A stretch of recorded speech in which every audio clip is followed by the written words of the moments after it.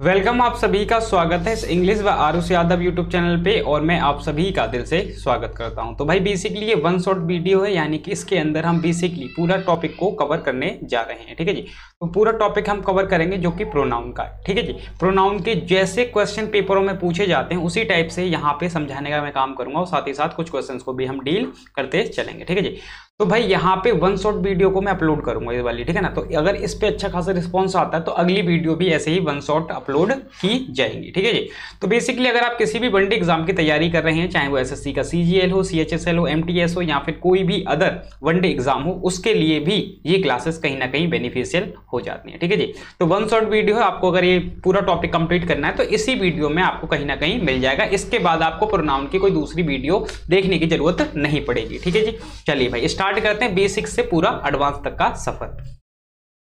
चलिए जी, basic to advance हम pronoun को डील करने जा रहे हैं। ठीक है जी, चलिए जी, सबसे पहले आपको छोटी छोटी बातें को पता होना चाहिए प्रोनाउन के बारे में। ठीक है जी, तो प्रोनाउन जो है वो बेसिकली क्या होता है, किस तरीके से फंक्शन करता है। अगर आप प्रोनाउन को समझें तो pronoun is used in place of a noun, यानी कि एक नाउन की जगह पे यूज होने वाले शब्द को हम प्रोनाउन कहते हैं। To remove its repetition, remove या फिर रिड्यूस इट्स रिपीटेशन, यानी कि उसकी जो रिपीटेशन होती है उसको हटाने के लिए हम बेसिकली प्रोनाउन का यूज करते हैं। ठीक है जी, तो भाई यहाँ पे कुछ एक मैं सवाल आपके सामने लिखने का काम करूंगा, देन अपन लोग उनके माध्यम से समझने का काम करेंगे। जैसे मैं लिखने का काम करता हूं यहाँ पे, Amar is a boy, Amar's father is a doctor. एक लिखा मैंने, अमर्स मदर स्कूल्स अमर। ठीक है जी, तीन सेंटेंसेस मैंने आपके सामने लिखे हैं। तीनों सेंटेंस को अगर मैं पढ़ने का काम करूं तो मुझे एक बात समझ में आएगी, Amar is a boy, Amar's father is a doctor, Amar's mother schools Amar. तो यहाँ पे अगर आप समझेंगे तो एक बात है जो यहाँ पे बार बार रिपीट हो रही है। तो आप कहेंगे सर यहाँ पे ना कहीं ये अमर रिपीट हो रहा है बार बार सेंटेंस में। ठीक है जी, सेंटेंस में क्या रिपीट हो रहा है, आपने बोला सर अमर बार बार रिपीट हो रहा है। तो जब भी किसी भी लैंग्वेज में कोई भी शब्द जरूरत से ज्यादा रिपीट हो रहा है तो उससे क्या होता है कि लैंग्वेज की जो खूबसूरती है, ठीक है जी, लैंग्वेज की जो खूबसूरती है वो कहीं ना कहीं खराब हो जाती है। ठीक है जी, लैंग्वेज की खूबसूरती को बनाए रखने के लिए हमें क्या करना होता है, ऐसे शब्दों की जगह पे प्रोनाउन का यूज करना होता है। ठीक है जी, लेकिन मेरी बात बदलनी नहीं चाहिए। जैसे मैंने यहाँ पे अमर्स लिखा है तो यहाँ पे मैं लिख सकता हूँ हिज फादर, आगे अमर्स मदर की जगह पे हिज मदर, और इस अमर की जगह पे मैं हिम का यूज करता हूँ। मैं पढ़ूंगा यहाँ पे, Amar is a boy, his father is a doctor, his mother schools him. ठीक है जी, तो हिम हिज ये बेसिकली किसके लिए यूज हुआ है, तो आप कहेंगे सर अमर के लिए यूज हुआ है। ठीक है जी, तो यहाँ पे मुझे समझ में आया कि प्रोनाउन का बेसिक यूज क्या होता है। ठीक है जी, प्रोनाउन का बेसिक यूज क्या होता है ये मुझे समझ में आता है। ठीक है जी, आगे बढ़ने का काम करते हैं, आगे पढ़ने का काम करते हैं मेरे भाई। आगे लिखा है पर्सनल प्रोनाउन। ठीक है जी, पहला जो टाइप है बेसिकली वो हमें समझ में आता है, जिसे हम बोलते हैं पर्सनल प्रोनाउन। ठीक है जी, पर्सनल प्रोनाउन को अगर आप समझने का काम करें तो पर्सनल प्रोनाउन कुल मिलाकर 7 होते हैं। ठीक है जी, कुल मिलाकर कितने होते हैं मेरे भाई, आपने बोला पर्सनल प्रोनाउन कुल मिलाकर 7 होते हैं। जैसे I, we, you, he, they, she, it, ये बेसिकली अपने आप में क्या है मेरे भाई, आप बोलेंगे इनको सर ये कहीं ना कहीं पर्सनल प्रोनाउन है। तो भाई इनके भी केसेस होते हैं, जैसे कि आई है तो आई का एक केस होगा जी माई, और माई का एक केस होगा मी। वी है तो वी का एक केस होगा आर और अस। ठीक है जी, यू है तो यू का एक केस होगा योर, एक केस होगा यू। ही का हिज और him. She her her, they their them, it its it. ये बेसिकली इनके 3 केसेस अभी के लिए आपके लिए काफी हैं। ठीक है जी, तो भाई ये 3 केसेस हमें समझना है। ठीक है जी, आगे अगर आप देखें तो आई और वी, इनको हम एक और नाम से जानते हैं जिन्हें हम बोलते हैं फर्स्ट पर्सन। क्या बोलते हैं मेरे भाई, इन्हें हम बोलते हैं फर्स्ट पर्सन। अगर मैं यू की बात करूं तो यू अपने आप में होता है मेरे भाई सेकंड पर्सन। ठीक है जी, बाकी के जो भी हमारे बचते हैं इनको हम थर्ड पर्सन के नाम से जानते हैं। ठीक है जी, बाकी के जो हमारे बचते हैं इनको हम किस नाम से जानते हैं, आपने बोला सर इनको हम थर्ड पर्सन के नाम से जानते हैं।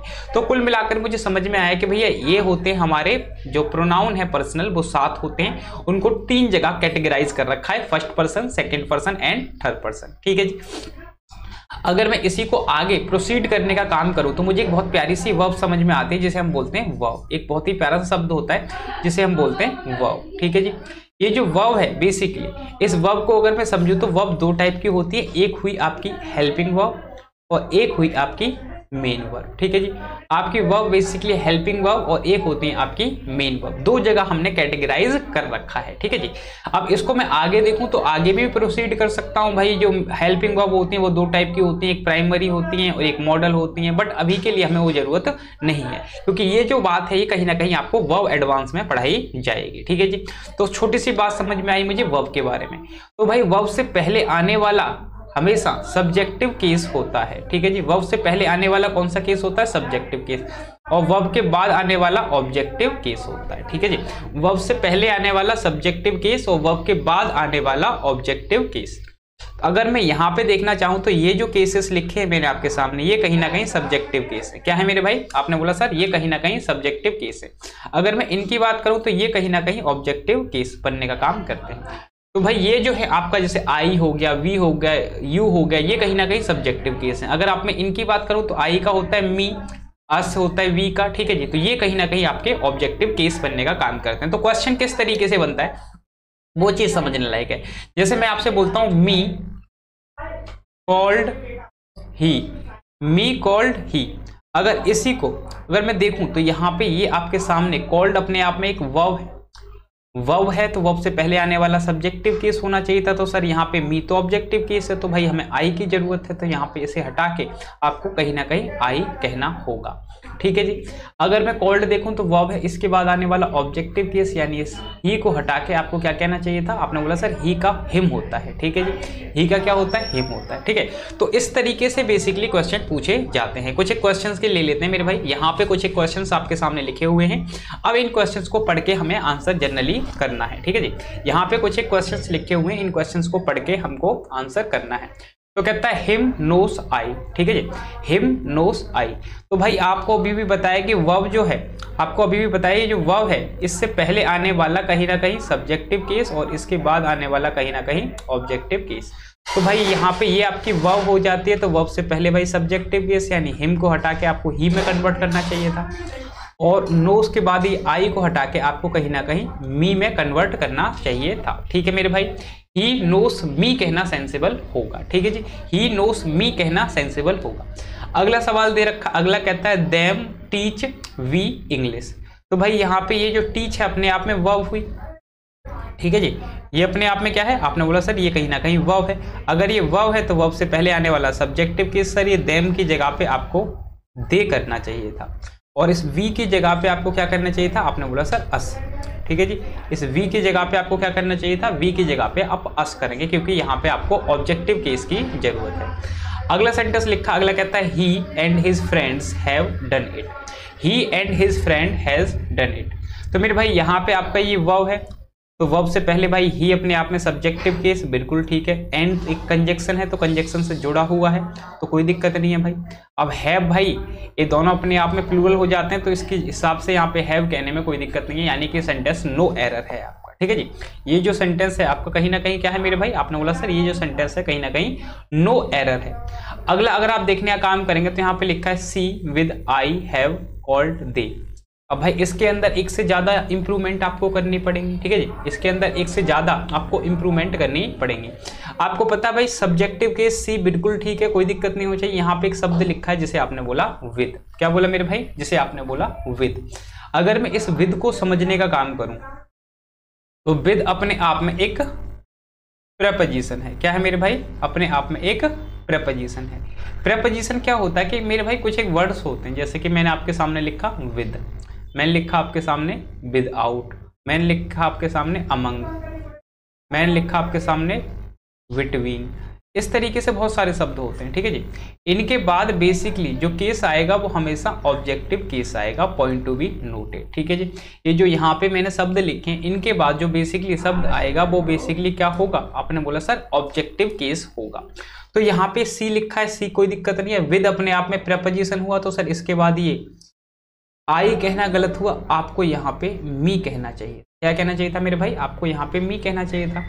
अब यहाँ पे आप देखेंगे इस हैव का भाई इस आई से कोई लेना देना नहीं है, यानी कि सी के हिसाब से सर यहाँ पे आपको कहीं ना कहीं हैज कहना चाहिए। ठीक है जी, और भाई इसके बाद आने वाला ऑब्जेक्टिव केस तो दे को हटा के आपको देम कहना है। ठीक है मेरे भाई, आसान सी बात हो गई। तो करेक्ट सेंटेंस बनेगा she with me has called them. ठीक है जी, अगला सेंटेंस देखिए और बताइए। अगला कहता है ऑल द बॉयज, अगला कहता है all the boys invited the teachers. तो ऑल द बॉयज अपने आप में सब्जेक्टिव केस है और सब्जेक्ट बन रहा है, कोई दिक्कत वाली बात नहीं है। आगे लिखा है टीचर, अपने आप में इसका ऑब्जेक्ट बनना है। ठीक है जी, आपको एक छोटी सी बात पढ़ाई जाती है कि जो नाउन होता है ना, ये जो नाउन होता है ये अपने आप में सब्जेक्टिव केस बन सकता है और ये अपने आप में ऑब्जेक्टिव केस बन सकता है, कोई भी दिक्कत वाली बात नहीं है। ठीक है ना, नाउन अपने आप में दोनों फंक्शन कर सकता है, सब्जेक्ट भी बन सकता है और ऑब्जेक्ट भी बन सकता है।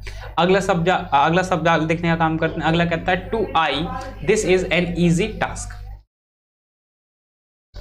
To I this is an easy task. तो बच्चे यहाँ पे आप समझने का काम करेंगे तो टू अपने आप में एक प्रेपोजिशन है। क्या है मेरे भाई? टू अपने आप में एक प्रेपोजिशन है। तो प्रेपोजिशन है तो भाई इसके बाद ये आई कहना गलत हुआ, आपने बोला सर मी कहना चाहिए था। ठीक है जी, आपने बोला सर मी कहना चाहिए था। To me this is an easy task. अगला सवाल देखिए और बताइए। अगला कहता है between Ram and he there is no problem. Between Ram and he there is no problem. तो आपको पता है जो बिटवीन है अपने आप में प्रेपोजिशन है और राम अपने आप में नाउन है जो कि सब्जेक्ट ऑब्जेक्ट बन सकता है, लेकिन इसके बाद हमें ऑब्जेक्ट ही चाहिए क्योंकि प्रेपोजिशन के बाद हमें ऑब्जेक्टिव की इसकी जरूरत थी, आपको बताया था। ठीक है जी, तो यहाँ पे हो गया भाई एंड से जुड़ा हुआ है तो सर यहाँ पे आपको हिम करना होगा। ठीक है जी, यहाँ पे आपको क्या करना होगा? आपने बोला सर हिम करना होगा, बाकी के सेंटेंस में कोई एरर नहीं है। ठीक है जी, अगला सेंटेंस देखने का काम करेंगे। He along with his friends have attended the party.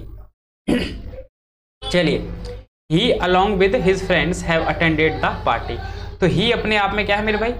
ही अपने आप में सब्जेक्ट है, अलोंग विद अपने आप में एक प्रेपोजिशन हुई तो ये कहीं ना कहीं प्रेपोजिशन का ऑब्जेक्ट हुआ। तो भैया हेल्पिंग वर्ब इसके हिसाब से लगाना कायदे से गलत है, तो हेल्पिंग वर्ब इस ही के हिसाब से लगाएंगे तो ही के हिसाब से सर हैज कहना सेंसिबल होगा। ठीक है जी, ही के हिसाब से क्या कहना सेंसिबल होगा? आपने बोला सर हैज कहना कहीं ना कहीं सेंसिबल होगा।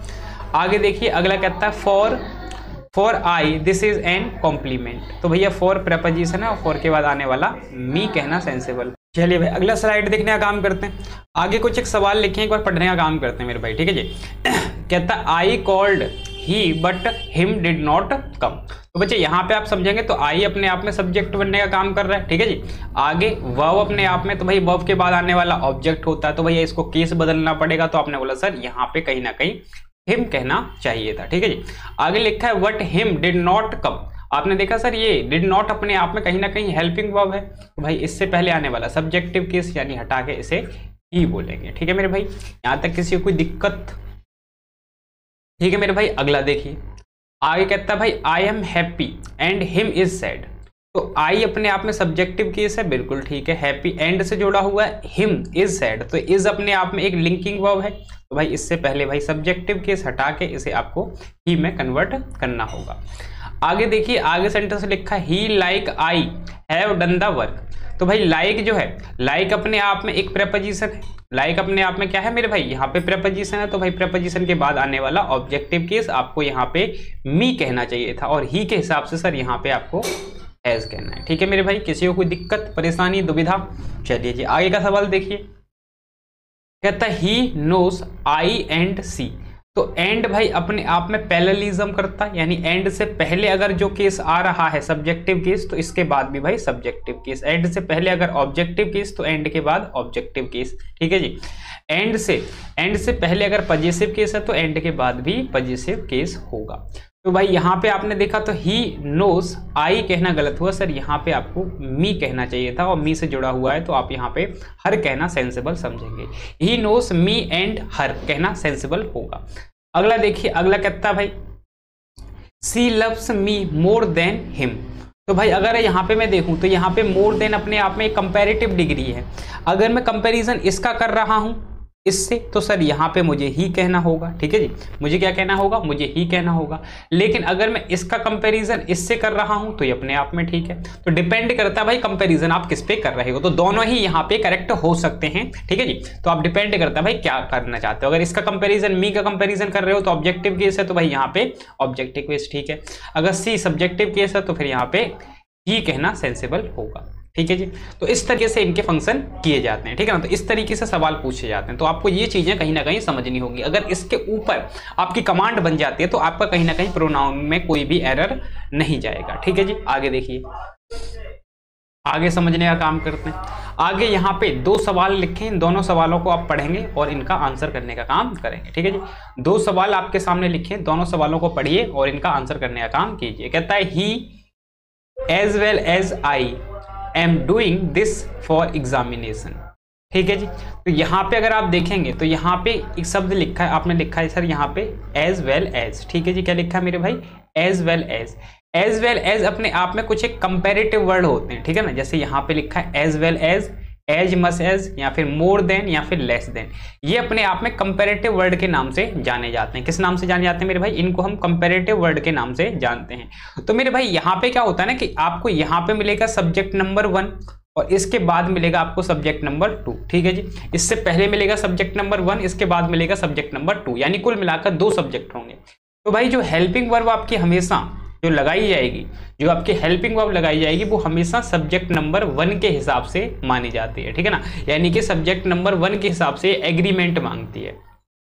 तो अगर मैं इसी बात को इस सेंटेंस में अप्लाई करने का काम करूं तो भाई यहाँ पे एज वेल एज दे रखा है, उसके बाद आई दे रखा है। तो भाई आई में कोई प्रॉब्लम नहीं है, लेकिन ये जो हेल्पिंग वर्ब है ये इस ही के हिसाब से लगनी चाहिए। तो सर यहाँ पे एम की जगह पे आपको इज कहना होगा, ठीक है जी।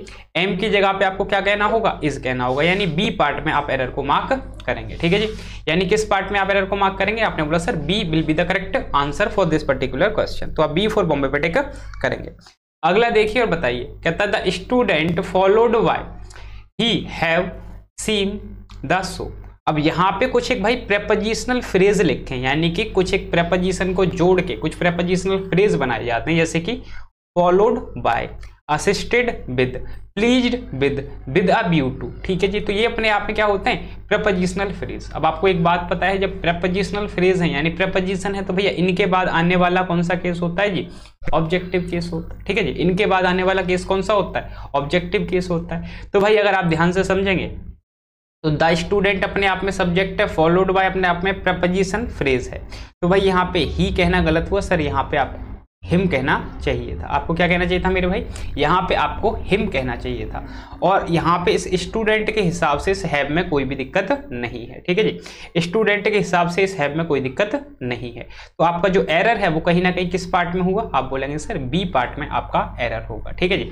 आपका जो एरर है वो कहीं ना कहीं किस पार्ट में होगा? आपने बोला sir B will be the correct answer for this particular question. तो ये वही वर्ड्स आपको याद रखने हैं, ठीक है जी। ये हो गई आपकी छोटी सी बात, ठीक है जी। आगे बढ़ने का काम करते हैं। आगे बेसिकली आपको समझ में आता है, ठीक है जी। आगे आपको समझ में आता है कि आपको कुछ एक पजेसिव प्रोनाउन बताए गए थे, ठीक है जी। आपको कुछ एक पजेसिव प्रोनाउन बताए गए थे सर, कौन कौन से होते हैं? आई का बताया था भाई, आई का बताया था मैंने आपको। आई का होता है भाई माई, ठीक है। वी का क्या होता है? आर। सी का क्या होता है जी? हर। यू का क्या होता है जी? योर और हिज, ठीक है जी। एक होता है आपका देयर, ठीक है जी। तो कुल मिलाकर कितने होते हैं भाई? एक होता है आपका इट्स, 7, ठीक है जी। एक हो गया ये वाला केस, ठीक है जी। अगले केस होते हैं भाई आई का, एक होता है भाई माइन। क्या होता है मेरे भाई? माइन। वी का होता है एक आर्स। सी का होता है जी हर्स। योर का होता है भाई योर्स। हिज का भाई हमारा हिज रहता है। देयर का हमारा देयर्स। इट्स का हमारा इट्स, ठीक है जी। 2 केसेस आपको जनरली समझ में आते हैं, ठीक है जी। 2 टाइप के आपके पजेसिव केस होते हैं, ठीक है जी। अब इनको समझेंगे, इनको दूसरा नाम भी देंगे, लेकिन अभी के लिए आप ये समझने का काम करें, ठीक है जी। तो 2 केसेस आपको समझ में आए। अब यहाँ पे मुझे जो समझने वाली बात ये है कि भाई ये जो केसेस है ना भाई, ये वाले, इनके लिए भाई नाउन कंपलसरी है, ठीक है जी। इनके बाद क्या कंपलसरी है? नाउन, यानी इनके बाद हमेशा नाउन मुझे चाहिए, ठीक है जी। अगर मैं इनकी बात करूं तो इनके बाद भाई नाउन क्या है भाई? नॉट कंपलसरी, यानी कि भैया नाउन नहीं आना चाहिए, बाकी कुछ भी आ सकता है। बात आई समझ में? ऊपर वाले केसेस के साथ हमें नाउन की जरूरत है, नीचे वाले केसेस के साथ हमें नाउन की जरूरत नहीं है। छोटी सी बात, ठीक है ना। ऊपर वाले केसेस के साथ नाउन चाहिए, नीचे वाले केसेस के साथ हमें नाउन नहीं चाहिए। मैं कुछ छोटे से 2 सेंटेंस यहाँ पे लेने का काम करता हूं। मैंने बोला यहाँ पे योर्स मदर, एक बोला मैंने योर मदर, ठीक है जी। अब ये दोनों सेंटेंसेस का आप देखना है तो भैया कौन सा करेक्ट है? तो आप कहेंगे सर यहाँ पे ना, अगर मैं पहले वाले सेंटेंस को समझूं तो योर्स मदर लिखा है, योर्स अपने आप में नीचे वाले केस में, तो नाउन की जरूरत हमको नहीं है। लेकिन यहाँ पे तो भाई नाउन दे रखा है, ठीक है जी, यहाँ पे तो क्या दे रखा है भाई, नाउन दे रखा है, तो भाई ये वाली बात गलत है। आगे लिखा है योर मदर, योर के बाद मुझे क्या चाहिए भाई, इनके बाद मुझे नाउन चाहिए, तो नाउन दे रखा है तो कोई दिक्कत नहीं है। तो कुल मिलाकर बात समझ में आई, कुल मिलाकर बात समझ में आई कि भैया ऊपर वाले केसेस के साथ मुझे नाउन की जरूरत है और नीचे वाले केसेस के साथ मुझे नाउन की जरूरत नहीं है। छोटी सी बात आपको मैं समझाने का काम किया। अब इसी के बेसिस पे आपके सामने कुछ एक क्वेश्चंस लिखे, इन क्वेश्चंस को पढ़िए और इन क्वेश्चंस को एक बार आप आंसर करने का काम कीजिए, ठीक है जी। इन्हीं के बेसिस पे आपके सामने कुछ एक क्वेश्चंस लिखे गए, इन क्वेश्चंस को पढ़िए और एक बार आंसर कीजिए। कहता भाई दिस बुक इज माइन, बताइए मेरे भाई, दिस बुक इज माइन। अब यहाँ पे अगर आप देखेंगे तो यहाँ पे जो माइन शब्द है इसके बाद क्या कोई नाउन दे रखा है, तो आप कहेंगे सर इसके बाद बेसिकली कोई भी नाउन नहीं दे रखा और जरूरत भी नहीं है। तो भाई यहाँ पे अगर आप समझेंगे तो इस सेंटेंस में कोई भी एरर नहीं है, बिल्कुल ठीक है मेरे भाई, ठीक है जी। इस सेंटेंस के अंदर कोई भी एरर नहीं है, बिल्कुल ठीक है ये अपने आप में। आगे आप देखने का काम करेंगे तो आगे लिखा है is that home you, is that home you, तो आप कहेंगे क्या है सर, यहाँ पे यू ऑब्जेक्टिव केस लगा दिया, लेकिन हमें तो पजेसिव केस की जरूरत थी। तो भाई यहाँ पे यू गलत हुआ आपका, आपको यहाँ पे क्या कहना चाहिए था भाई, योर या फिर योर्स, क्या कहेंगे आप, तो आप कहेंगे सर योर के बाद तो नाउन चाहिए, तो नाउन नहीं दे रखा, तो सर यहाँ पे योर्स कहना सेंसिबल होता, ठीक है जी। यहाँ पे क्या कहना सेंसिबल होता, आपने बोला सर यहाँ पे कहीं ना कहीं योर्स कहना सेंसिबल होता, इस वजह से इस सेंटेंस के अंदर एरर है। अगला सवाल देखिए और अगला बताइए। अगला कहता है जी हर्स ड्रेस इज नाइस, ठीक है जी, हर्स ड्रेस इज नाइस। तो आप देखेंगे सर यहाँ पे क्या लिखा है, हर्स। अब आपको पता है, आपको एक केस पढ़ाए गए थे, इन वाले केसेस की जो हर्स है इसके बाद हमें किसकी जरूरत नहीं है, आपने बोला सर नाउन की जरूरत नहीं है। तो लेकिन यहाँ पे ये जो ड्रेस है आपका, ये जो ड्रेस है आपका कहीं ना कहीं नाउन है, तो सर यहाँ पे हर्स कह दे से गलत हुआ, सर यहाँ पे आपको हर कहना चाहिए, ठीक है जी। क्या कहना चाहिए था, हर ड्रेस इज नाइस कहना सेंसिबल होगा।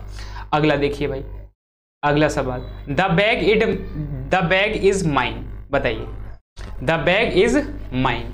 तो आप कहेंगे सर यहाँ पे ये जो माइन है इसके बाद कोई भी नाउन नहीं दे रखा, तो सर ये अपने आप में बिल्कुल ठीक है, ठीक है जी, ये अपने आप में बिल्कुल ठीक है जी, कोई भी दिक्कत वाली बात नहीं है। आगे देखेंगे भाई अगला सवाल, him is hours friend, him is hours friend. तो जो फ्रेंड है, जो आपका फ्रेंड है, कहीं ना कहीं वो क्या है मेरे भाई, आपने बोला सर फ्रेंड नाउन है, ठीक है जी। ये जो फ्रेंड है अपने आप में क्या है, नाउन है। तो नाउन से पहले भैया आर्स कहना कायदे से गलत है सर, यहाँ पे आपको आर कहना चाहिए था, ठीक है जी, आर कहना चाहिए था, तो यही आपका कहीं ना कहीं एरर बनता है। आगे लिखा भाई my friend is Sita brother, my friend is Sita brother. आप कहेंगे मेरा जो दोस्त है वो सीता का भाई है, तो आप नाउन के साथ जब भी आप पोजीशन बताते हैं तो अपोस्ट्रोफे एस का यूज करते हैं, ठीक है जी। नाउन के साथ जब भी आप पोजीशन बताते हैं तो आप अपोस्ट्रोफे एस का यूज करते हैं, तो यहाँ पे योर्स कहना सेंसिबल होगा, है ना, सीतास ब्रदर, ठीक है जी। क्या कहना होगा आपको, सीतास ब्रदर कहना सेंसिबल होगा, माई फ्रेंड इज सीतास ब्रदर, ठीक है जी। नेक्स्ट देखिए अगला सवाल, अगला सवाल देखिए और बताइए। अगला कहता है his father did not like him going there, His friend did not like him going there। तो बच्चे यहाँ पे अगर आप समझने का काम करेंगे तो him going there, तो सर यहाँ पे him अपने आप में ऑब्जेक्टिव केस बनने का काम कर रहा है। तो आपको एक छोटी सी बात अगर मैं समझाने का काम करूँ तो आपको छोटी सी बात समझ में आती है, जब भी आप वर्ब की फर्स्ट फॉर्म के साथ क्या लगाते हैं मेरे भाई, ing। जब भी आप वर्ब की फर्स्ट फॉर्म के साथ ing लगाते हैं तो बेसिकली ये बनने का काम करता है वर्बल नाउन, ठीक है जी। ये क्या बनने का काम करता है जी, वर्बल नाउन, तो ये वर्बल नाउन बनने का काम करता है। तो यहाँ पे अगर ये वर्बल नाउन है तो नाउन किसी भी तरीके का हो, ठीक है ना, वर्बल हो कैसा भी हो, तो उससे पहले आने वाला बेसिकली पजेसिव केस होता है, ठीक है जी।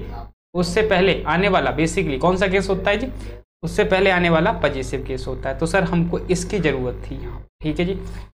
अगर मैं बोलता हूँ आपके सामने, मैंने बोला यहाँ पे स्मोकिंग इज इंजूरियस, ठीक है, तो मैं बोलता हूँ व्हाट इज इंजूरियस, तो आप बोलेंगे सर व्हाट का आंसर कहीं ना कहीं स्मोकिंग दे रहा है, तो व्हाट का आंसर देने वाला नाउन होता है, ठीक है जी। तो यहाँ पे अगर आप देखेंगे तो यहाँ पे आपको समझ में आएगा कि भैया did not like him going, did not like him going there, तो यहाँ पे अगर आप देखेंगे तो यहाँ पे गोइंग देयर लिखा है, तो गोइंग अपने आप में कहीं ना कहीं व्हाट का आंसर देगा, तो सर हिम की जगह पे आपको हिज का यूज करना होगा, ठीक है ना। तो अगला सवाल समझने का काम करते हैं। यहाँ पे लिखा है भाई, क्या लिखा है जी, अगला लिखा है they appreciated me joining the club, they appreciated me joining the club. तो भैया they appreciated what, they appreciated what, तो आप कहेंगे सर ये ज्वाइनिंग द क्लब, कहीं ना कहीं आंसर दे रहा है व्हाट का, यानी कि भैया जो व्हाट का आंसर देता है वो क्या बनता है, आपने बोला सर नाउन बनता है, तो सर यहाँ पे मी की जगह पे आपको माई ज्वाइनिंग द क्लब कहना चाहिए था, ठीक है जी, माई ज्वाइनिंग द क्लब कहना चाहिए था। आगे लिखा है वॉज ही योर्स फ्रेंड, तो फ्रेंड नाउन है, तो सर योर्स कहना सेंसिबल नहीं है, आपको योर कहना चाहिए था। आगे लिखा है do they know your, do they know their brother, तो ब्रदर अपने आप में नाउन है, देयर अपने आप में पॉजिटिव केस है, कोई दिक्कत नहीं है, नो एरर है मेरे भैया ये, ठीक है जी। आगे लिखा he prefer your help to her, अब आप देखेंगे हर के बाद कोई नाउन दे रखा है, नहीं दे रखा, इस योर के बाद नाउन दे रखा है जी हेल्प, ठीक है जी, तो फिर आपको इसको हर्ष में चेंज करना होगा, ठीक है जी, आपको किस में चेंज करना होगा, आपने बोला सर इसको आपको कहीं ना कहीं हर्ष में चेंज करना चाहिए था। आगे लिखा है your house is better than my, तो माई गलत है जी, यहाँ पे आप यहाँ तो माइन बोले या फिर डेट ऑफ माइन बोल सकते हैं, ठीक है जी, यहाँ तो माइन बोले या फिर डेट ऑफ माइन बोल सकते हैं, लेकिन सर माई कहना कोई भी सेंसिबल नहीं है, ठीक है जी। तो ये बेसिकली अपना केस होता है पजेसिव, ठीक है जी, ये केस होता है अपना पजेसिव केस, ठीक है जी। अब आगे बढ़ने का काम करेंगे, ठीक है जी। अगला देखिए, आगे भाई आपको समझना है भाई इट का यूज, ठीक है जी, इट का यूज कहाँ कहाँ किया जाता है एक सेंटेंस के अंदर, ठीक है जी। इट का कंप्लीट यूज आपको समझना है, तो सबसे पहले भाई जो इट है इसका यूज कहाँ किया जाता है, सबसे पहले अगर आप देखें तो सबसे पहले टू मेंशन अ डे, अगर आपको कोई डे बताना हो तो उसके लिए आप इट का यूज करेंगे, जैसे मैं बोलता हूं इट इज संडे, ठीक है जी, तो संडे अपने आप में एक डे है तो डे को मेंशन किया गया है तो इट का यूज कर सकते हैं। आगे कोई भी डेट बतानी हो, जैसे मैं बोल सकता हूँ इट इज 2024, ठीक है जी, या फिर इट इज 7 अगस्त, ठीक है जी, इट इज 7 अगस्त, इस तरीके से ईयर भी यूज कर सकते हैं, ठीक है जी, या फिर कोई मंथ, जैसे मैंने बोला इट इज अप्रैल, ठीक है, इट इज अप्रैल, तो अपने आप में मंथ बता रहा है, या फिर कोई सीजन, जैसे कि इट इज विंटर सीजन, या फिर वेदर, यानी बोल सकता हूं मैं it is cold weather today, ठीक है जी। तो इस तरीके से इट का यूज किया जाता है जनरली। इनके अलावा अगर आप देखने का काम करें तो इनके अलावा कभी कभी हम ऑब्जेक्ट्स के लिए, ठीक है जी, ऑब्जेक्ट्स के लिए इट का यूज कर सकते हैं, कभी कभी हम एनिमल के लिए भी यूज करते हैं, ठीक है जी, एनिमल के लिए और ऑब्जेक्ट के लिए भी इट का यूज किया जाता है। किस तरीके से भाई, यहाँ पे मैं देखने का काम करता हूं, जैसे मैं बोलता हूं आई सा अ लॉयन, अब डैश वॉज डेंजर, तो भाई यहाँ पे इस लॉइन को रिलेट करना है तो सर यहाँ पे आप इट कहना सेंसिबल समझेंगे, ठीक है जी, इस लॉइन को रिलेट करना है तो आप इट कहना सेंसिबल समझेंगे, इट वॉज डेंजर, है ना, वो डेंजर था एक तरीके से, तो ये बेसिक यूज होता है इट का, ठीक है। आगे भाई देखने का काम करते हैं, ठीक है जी। आगे यहाँ पे कुछ एक सवाल दे रखे हैं और कुछ चीजें आपको समझाई गई हैं। टू मेंशन ऑब्जेक्ट, ऑब्जेक्ट को बताने के लिए इसका यूज किया जाता है एनिमल के लिए, या फिर व्हेन जेंडर इज अननोन, जब जेंडर पता ना हो, यानी कि वो मेल है या फिर फीमेल है, हमको ये पता ना हो, तब भी हम किसका यूज करते हैं, आपने बोला सर इट का यूज किया जाता है। कुछ एक सेंटेंस है यहाँ पे, एक बार पढ़ने का काम करते हैं, जैसे मैं बोलता हूँ यहाँ पे इट इज माई कार, तो इस कार के लिए यूज किया गया है इट, कोई दिक्कत नहीं है, ठीक है जी। आगे लिखा है अगला sentence, every book has his value, अब यहाँ पे अगर आप देखेंगे तो भाई अगर ही है तो ही का पॉजिटिव केस तो हिज हो गया, लेकिन कोई ऑब्जेक्ट है तो ऑब्जेक्ट के लिए क्या आप हिज का या फिर हर का यूज कर सकते हैं, आपने बोला नहीं सर, ऑब्जेक्ट के लिए इसका इट्स लगाना चाहिए आपको, ठीक है जी। तो यहाँ पे बोलेंगे every book has its value, क्या कहना चाहिए था मेरे भाई, यहाँ पे every book has its value कहना सेंसिबल होगा।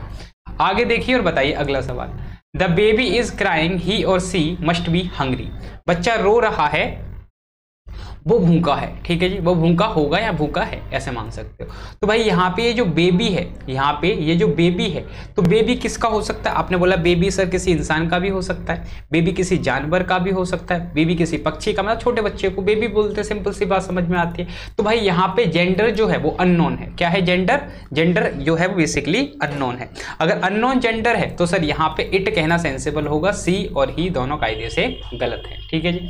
आगे देखिए, लिखा है lioness is feeding his her it's cube, यानी कि जो लॉयनेस है वो अपने आप में अपने बच्चे को कुछ खिला रही है या फिर कुछ दूध वगैरह वो पिला रही है। तो इस लॉयनेस के लिए अगर आप इसका पॉजिटिव केस देखेंगे तो सर आपको पता है सर इट्स कहना सेंसिबल होगा, बाकी के सी और हर आपके कहीं ना कहीं गलत हो जाते हैं। ठीक है जी, तो ये हो गया भैया इट का यूज पहला। आगे लिखा है एवरी टीचर हैज हिज और इट्स नॉलेज। तो भाई यहाँ पे टीचर इंसान की बात हो रही है तो सर यहाँ पे हिज कहना होगा, फिर इट्स गलत है। ठीक है जी, फिर यहाँ पे क्या कहना होगा, फिर यहाँ पे हिज कहना होगा, क्योंकि टीचर को हम एज अ कॉमन पोजीशन मान के चलते हैं। ठीक है ना, तो कॉमन पोजीशन के लिए हम हमेशा किसका यूज करते हैं, आपने बोला सर हमेशा हम हिज का यूज करते हैं। अगला अगर आप देखें तो भैया अगला इज इट का यूज होता है भैया to introduce, it introduce the real subject, यानी रियल सब्जेक्ट को ये इंट्रोड्यूस करने का काम करता है। ठीक है, रियल जो सब्जेक्ट होता है, जो रियल सब्जेक्ट है, जो मेन सब्जेक्ट है, उसको इंट्रोड्यूस करने का काम भी इट कर सकता है। जैसे यहाँ पे लिखा it was me who came late, तो भैया यहाँ पे it was me who came late, जो लेट आया वो कौन था, वो मैं था। जो लेट आया वो कौन था, वो मैं था। तो भाई यहाँ पे आपने देखा सर यहाँ पे लेट आने वाला मी है। तो भाई आपको ही पता है कि भाई जब भी आप किसी एक्शन को प्ले करते हो, जब भी आप किसी भी एक्शन को प्ले करते हो तो आप सब्जेक्ट होते हो। ठीक है ना, आप क्या होते हो, आप सब्जेक्ट होते हो। तो सर यहाँ पे मी कहना कायदे से गलत है, आपको यहाँ पे आई कहना चाहिए था। ठीक है जी, क्या कहना चाहिए था, आपको यहाँ पे कहीं ना कहीं आई का यूज करना चाहिए था। ठीक है जी, तो कुल मिलाकर मुझे बात ये समझ में आती है कि जब भी इट के बाद वॉज दे रखा हो या फिर वर दे रखा हो, इज दे रखा हो, एम दे रखा हो, अगर इनके बाद कोई केस आ रहा है तो वो हमेशा सब्जेक्टिव केस आएगा। Point to be noted. ठीक है जी, अगर इनके बाद कोई केस आ रहा है तो वो अपने आप में सब्जेक्टिव केस होगा। ठीक है जी, इसी तरीके से मैं यहाँ पे देखूं तो it was us who was reading the newspaper, तो भैया अस को आपको चेंज करना होगा वी में, और बी में आपने चेंज किया तो सर यहाँ पे इट वर कहना होगा आपको। ठीक है जी, और यहाँ पे भी भाई ये रिलेट कर रहा है तो यहाँ पे भी आपको वर कहना होगा। तो it were be who were reading the newspaper कहना सेंसिबल होगा। ठीक है जी, तो ये छोटा सा आपको इट का यूज समझाया गया कि भैया इट का क्या यूज होता है और किस तरीके से इट का यूज किया जाता है। ठीक है जी, तो इट का बेसिक भैया यही होता है, इसी तरीके से सवाल बनते हैं और इससे ज्यादा कुछ पढ़ना भी बेकार है। ठीक है जी, इतना ही इट का यूज होता है जनरली। आगे बढ़ने का काम करते हैं भाई, आगे बढ़ने का काम करते हैं। आगे आपको समझाया गया है कि भाई अरेंजमेंट ऑफ प्रोनाउन, ये काफी अच्छा है। ठीक है जी, अरेंजमेंट ऑफ प्रोनाउन, प्रोनाउन की किस तरीके से अरेंजमेंट की जाती है। ठीक है जी, प्रोनाउन की किस तरीके से अरेंजमेंट की जाती है, इस अरेंजमेंट को लेके काफी ज्यादा सवाल बनते हैं। ठीक है जी, तो भाई अगर इस अरेंजमेंट को समझना है तो आपको मैंने बताया था, एक होता है जी फर्स्ट पर्सन, एक होता है आपका सेकंड पर्सन और एक होता है आपका थर्ड पर्सन। ठीक है जी, तीन आपको मैंने स्टार्टिंग में ही आपको कहीं ना कहीं ये बताए थे। ठीक है जी, फर्स्ट पर्सन, सेकंड पर्सन और थर्ड पर्सन। ठीक है जी, तो फर्स्ट पर्सन आपको बताया था सर आई हो या फिर वी हो, तो ये फर्स्ट पर्सन हो गया, यू अपने आप में सेकेंड पर्सन, बाकी के जो अपने आप में थर्ड पर्सन हो जाते हैं। ठीक है जी, तो अब यहाँ पे आगे मैं समझूं तो आगे मुझे समझ में आते हैं एक्ट्स। एक्ट्स का मतलब होता है कार्य। क्या समझ में आता है मेरे भाई, कार्य। अब जो एक्ट होते हैं वो बेसिकली दो टाइप के होते हैं। हम दुनिया भर में जो भी काम करते हैं वो बेसिकली हम दो टाइप के काम करते हैं, या तो वो काम अच्छे होंगे या फिर वो काम बुरे होंगे। ठीक है जी, या तो हम अच्छा काम करते हैं या फिर हम क्या करते हैं, बुरा काम करते हैं। तो भैया जो एक्ट होते हैं वो बेसिकली दो टाइप के होते हैं। तो एक होता है आपका जैसे आपने बोला गुड और एक जैसे आपने बोला बैड। ठीक है जी, एक होता है गुड एक्ट और एक होता है अपने आप में बैड एक्ट।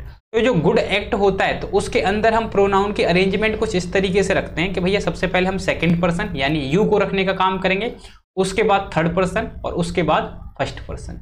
ये हमारी अरेंजमेंट रहेगी अगर हम गुड एक्ट करते हैं यानी कोई भी अच्छा काम करते हैं। अगर मैं बैड एक्ट की बात करूं तो 1 2 3 इस तरीके से बन जाएगा। ठीक है जी, अगर मैं बैड एक्ट की बात करूं तो क्या बन जाएगा भाई, 1 2 3 बन जाएगा, यानी कि सबसे पहले हम अपने आप को रखने का काम करेंगे, उसके बाद हम अदर प्रोनाउंस को रखेंगे। ठीक है जी, अगर मैं इसी बात को यहाँ पे समझने का काम करूं तो आगे जो सेंटेंस लिखा है, यहाँ पे जो सेंटेंस लिखा है कहता है I and he is doing the work here. ठीक है जी, I and he is doing work here. तो आपको पता है कि भैया आई और ही यहाँ पे है काम करने की बात कर रहे हैं। ठीक है ना, कोई काम करना बेसिकली एक अच्छी बात है।